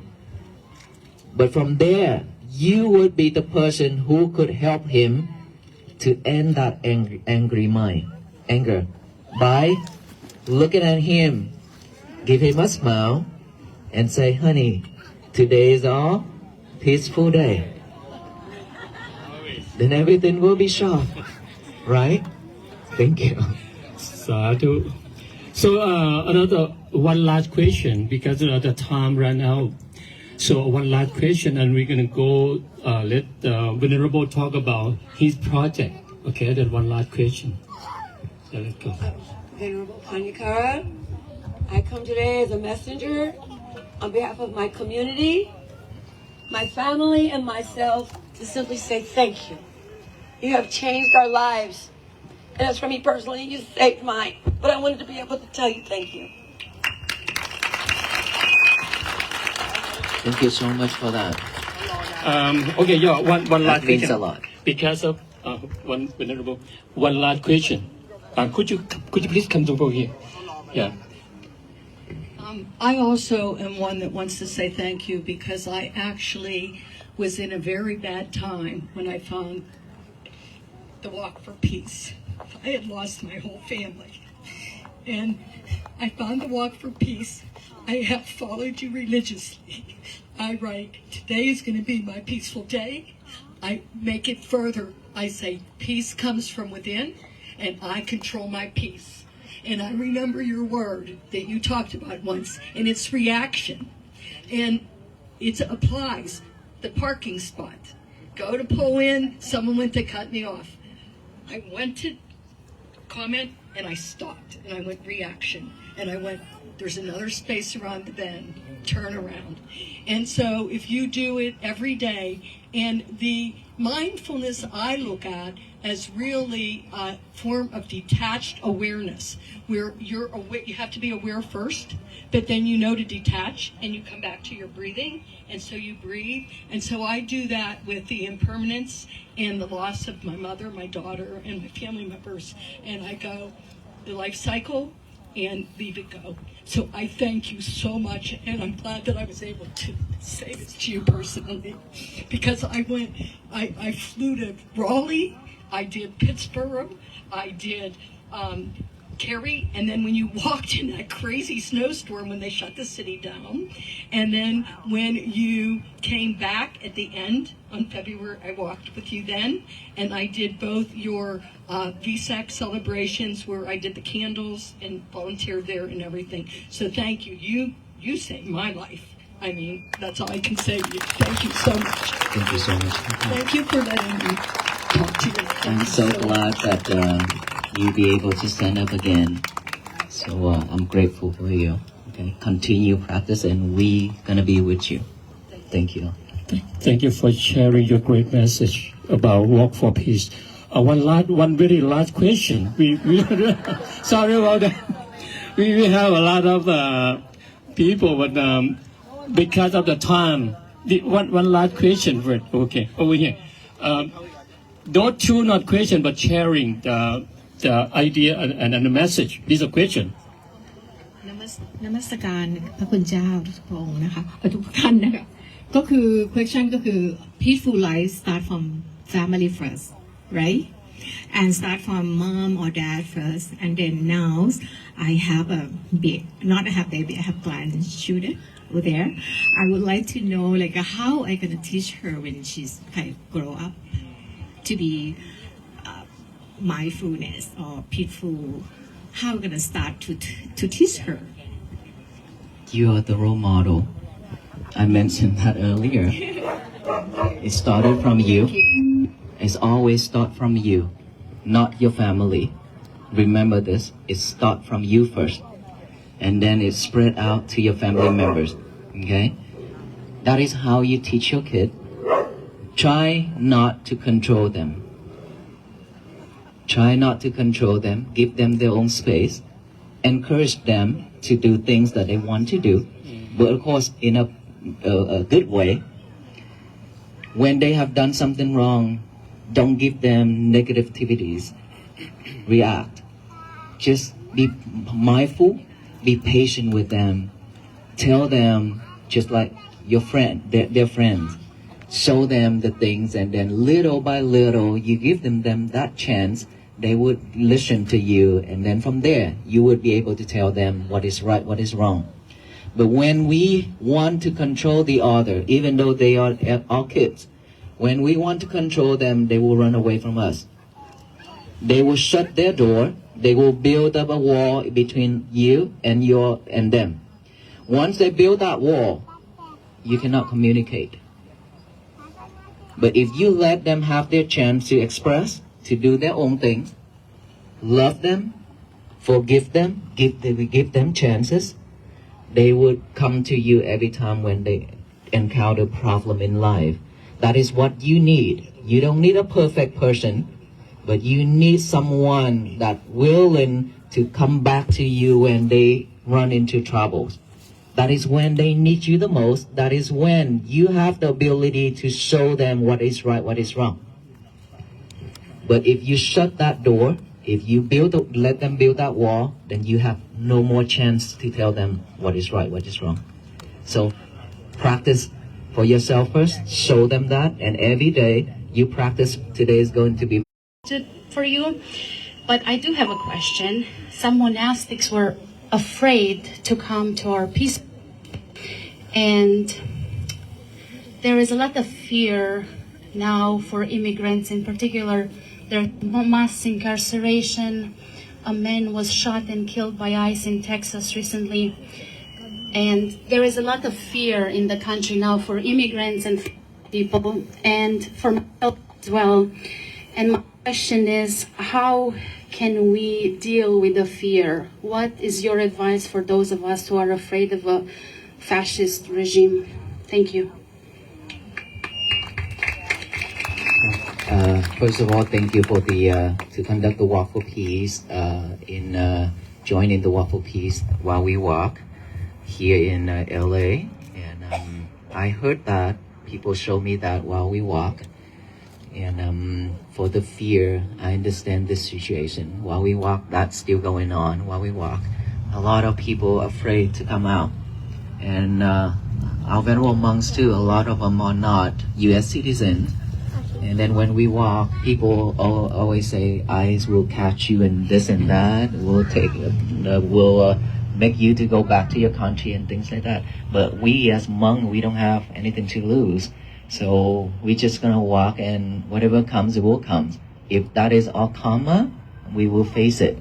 That is the monks, we learn and we practice that way. But of course, families have kids, have family members and everyone. Of course, everybody would be afraid of all that. But one thing that we have to admit, even though we are afraid, if that thing's gonna happen, it would happen.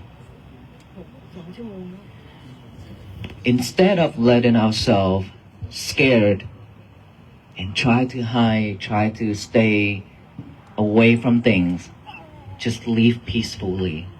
Do the thing that you need to do. If it's your karma, if you don't have enough merit to stay, it would come anytime. You have to believe that anything happen, there is the reason behind. If we already created in the past, it will follow us. So instead of afraid it's still gonna come, we live peacefully and happily, it's still gonna come. If it's gonna happen to us, then why can't we choose to be happy and peacefully live day by day just like that, instead of scare and try to hide for all those things? Of course, saying it is easy, but doing it, pursuing it is difficult. I understand. I'm not in that situation, but I've seen a lot of sufferings. That is why I took on that journey to do the Walk for Peace. Because seeing people suffer, I took on that journey to raise the awareness of peace, love, and kindness, and compassion to the people who will need. And guess what? During that walk, we met a lot of, I'm sorry to say, Hispanic. A lot come out and cry and talk about it. They're also scared, they're also afraid. But after seeing us walk, after listening to our sharing, it's okay. If it's come, it will come. Move on. Just continue doing what we need to do. If we think that this is our land, this is where we should stay, why we need to hide, why we need to be like that? Just continue doing what we need to do. Don't be afraid. If we be able to think that way, we would firstly have a peaceful day and peaceful family first.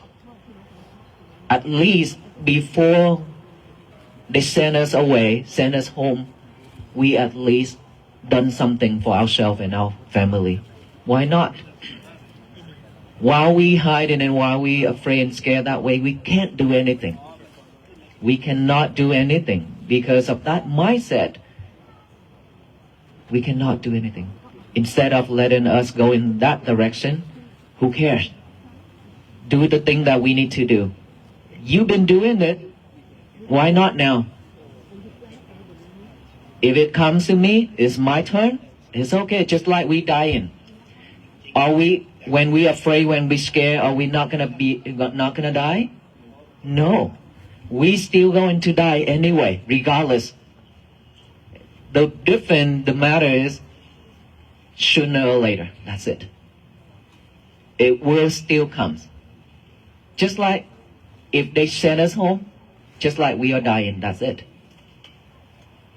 So why not think in that way? So I encourage you, if you still feel that way, it's not that I want to push you to the danger. No, we have no intention that way. But we want everybody to have a peaceful day, peaceful life. That is what we need. At least before we die, we have done something for ourselves. Okay? Thank you. And if you practice loving kindness, to yourself by doing every day, when you sit down, imagine of yourself in front of you. When you close your eye, put your face in front of you like this. Imagine your face, and then repeat this. Relax your whole face with a relaxed face, okay? May I be well. May I be happy. May I be peaceful. May I be free from all kind of suffering. Slowly doing that. Spread loving kindness to yourself every day. But please, don't do that because you afraid or you scared. Okay? Doing that because you love yourself. Keep doing that to yourself every day. Send metta, send loving kindness to yourself. That is how you overcome those kind of feelings. Thank you. So, this is the last question. Real last question. For the kid, 11-year-old. Yeah, real last question. Real. Venerable Panakara, my name is James. I'm 11 years old. I have a question. Is there any way to meditate like easy for kids?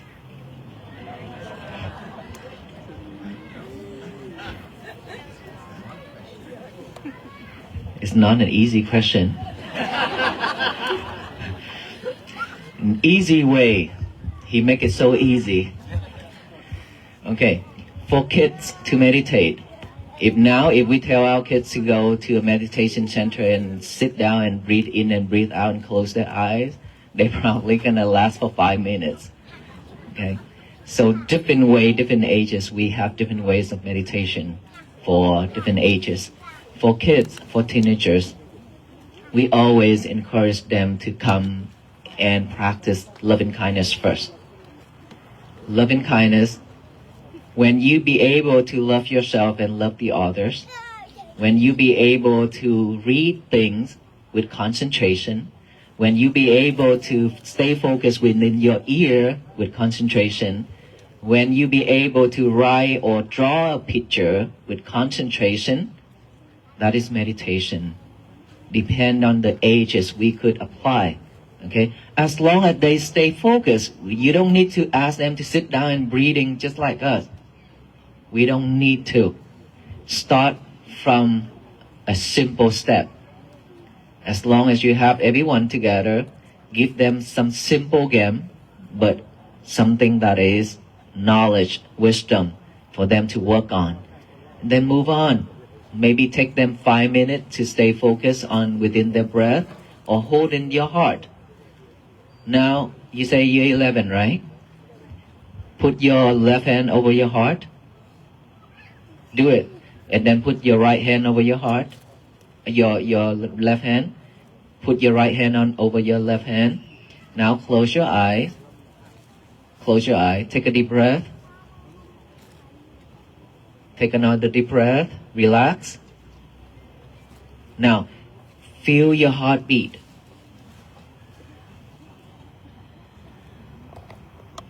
Just feel those heartbeat.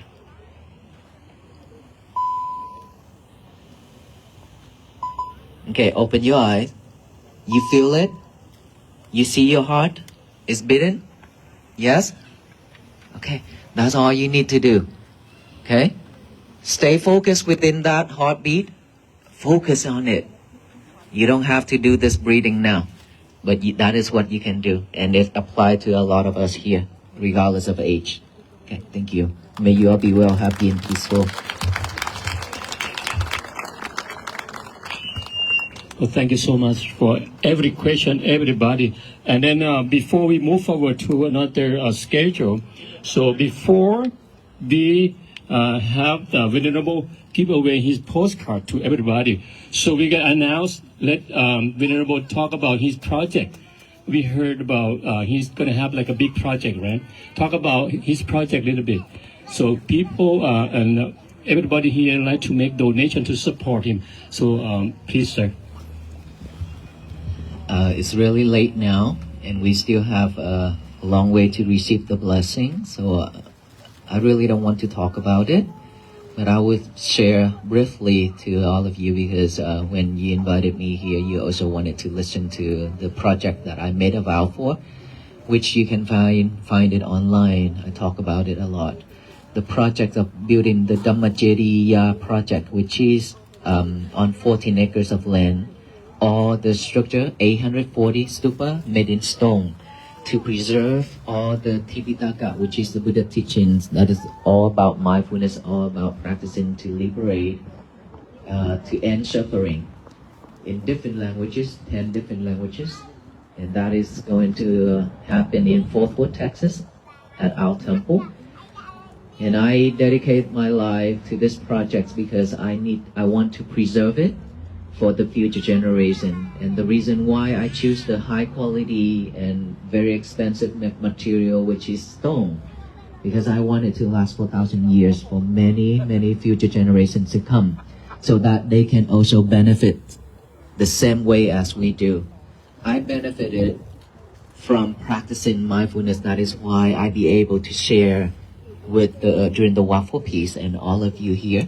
So I will love our future, that including me, because we're gonna still reborn until we end suffering. Then we go into reborn. I want myself to have a chance in the future to repeat it again. Maybe 1,000 years from now, I would do another walk, probably. And probably you're gonna join and listen to me again, hopefully. So we need something to learn, and that is how I want to preserve it for the future. And so 10 different scripture we do, and it's made in stone. 7 years making a vow silently, and it's almost 5 years now speaking out to the public, and hoping that next year I be able to start build the main stupa. This project cost about 200 million, and I started from nothing. Okay, and this project is not for me, it's not for our temple, but it's for all humankind, and it's for all who love peace, who love mindfulness, who practice in mindfulness to liberate. Then this project is for everyone. That is why I do a lot of things, and I made a vow, if within this lifetime, if I'm lack of merit, and I cannot finish this project, I wish that I can reborn again and again at the same place to continue that construction until I get it completed. That is my vow in front of 180 venerable monks on that land in Fort Worth, Texas. And now that every year during May Vesak season, we do the Tipitaka chanting from different countries, gathering together to recite all the Tipitaka within 9 days and celebrating Vesak at that land until we finish the project. And the reason for this trip to LA is because the Sayadaw, the one who memorized all the teachings of the Buddha, which is we call Tipitaka Sayadaw, Burmese, and the Burmese monks and community invited us here to receive the donation of the stupas. This time, the Burmese community donated 11 stupa, 10 stupa total, the small one. The small stupa size is about 13 feet by 13 feet by 27 feet tall, weighs about 43 tons. That is stone from India. And the Burmese community in the United States has already offered 30 stupas already, small ones. And that is why we came to receive the offering, and also to come here to share the message of peace to all of you. So hoping that in this journey we will meet again and continue to practice until we end this kind of suffering to liberate. Thank you so much, everyone. Thank you, Venerable. So the next program we're gonna have the chairperson of this organization. Her name Vanna Kot Asa, or Tammy, and along with her 40 beloved friends, would like to make donation. Miss Vanna Kot Asa, she's gonna make donation to support his Pagoda project, 5,000. along with her beloved friend, 40 of them. Okay, and then I would like to have Venerable to translate into Vietnamese or some Bangladesh or something.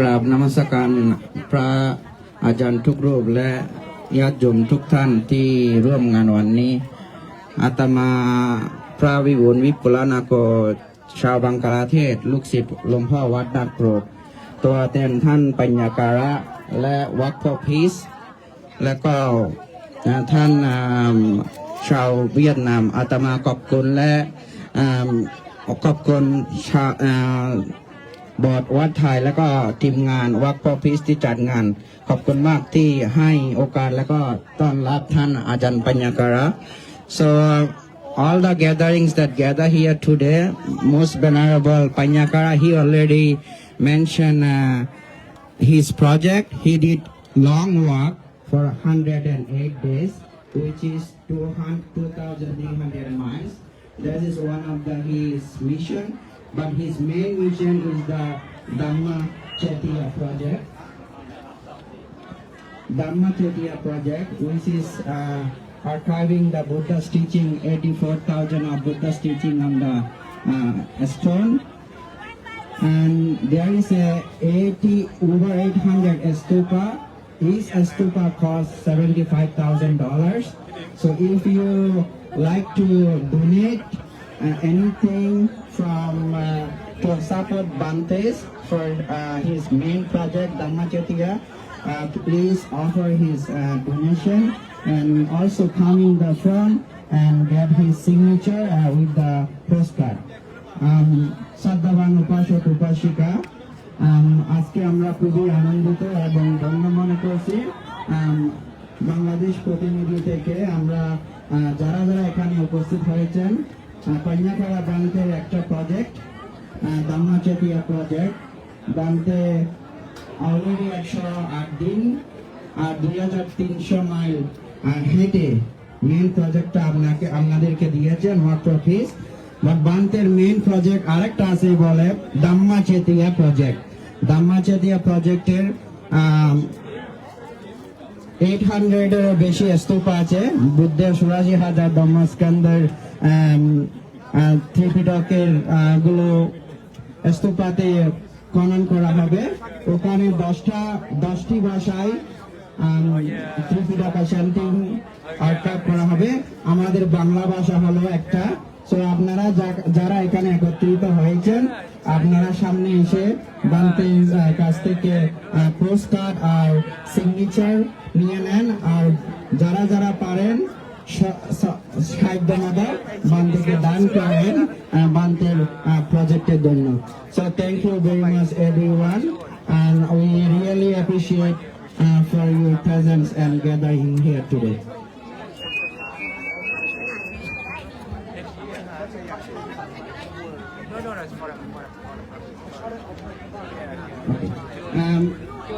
Everybody please get in one line. So but remember the Bante's teaching is to be what? To be peaceful, right? To be kind and nice person.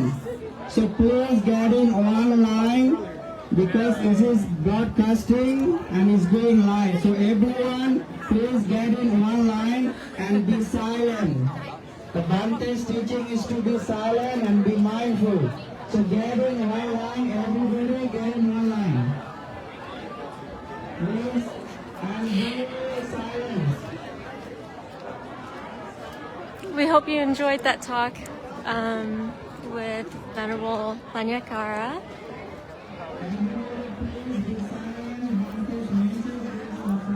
A lot of people are excited. So, may I have your attention, please? May I have your attention, please? Sir, may I have your attention, please? May I have your attention, please? May I have your attention, please? Okay. May I talk? America? Okay, we feel badly. Oh, yeah, sure. Thank you so much. Thank you. What's your name? Please, we have a lot of Cindy. I'm people. Allie. Nice to We meet have you, a lot of Cindy. guests here. I'll give this Be kind to each other and don't push each other. And when you in line, please be mindful and help themselves. And when you can, please take pictures with me while we are signing because there are people behind. And let everyone have a chance to come here. Okay? And our team, please. Let's not create any crowds for him. Thank you. She's a tough one. I knew you were tough. The crowd here for you to see. People are starting to line up.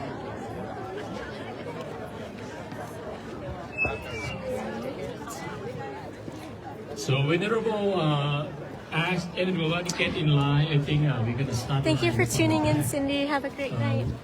How about these? The line is Whole line already. getting long. Yes, people are lining up. Mindfulness or peacefulness, okay? And don't touch each other. So everybody get a postcard from here. No picture because it's going to make it delay. And on behalf of one more scientific community, surrounding the family,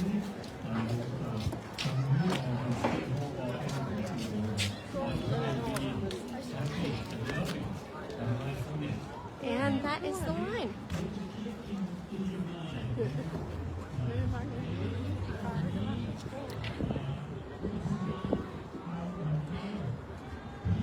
Thank you so much for watching, everyone. That concludes day 3 in California. We're here at Wat Thai in Wat Thai, Los Angeles, in North Hollywood, and it's a big turnout. So I think it'll be all hands on the deck here pretty soon. As always, we wish you a peaceful day, a peaceful night, wherever you're watching and joining us from. May you always be well, happy, and peaceful. We'll see you tomorrow for day 4. Bye, everyone. Allie, over and out. 2,000 กว่าชิ้น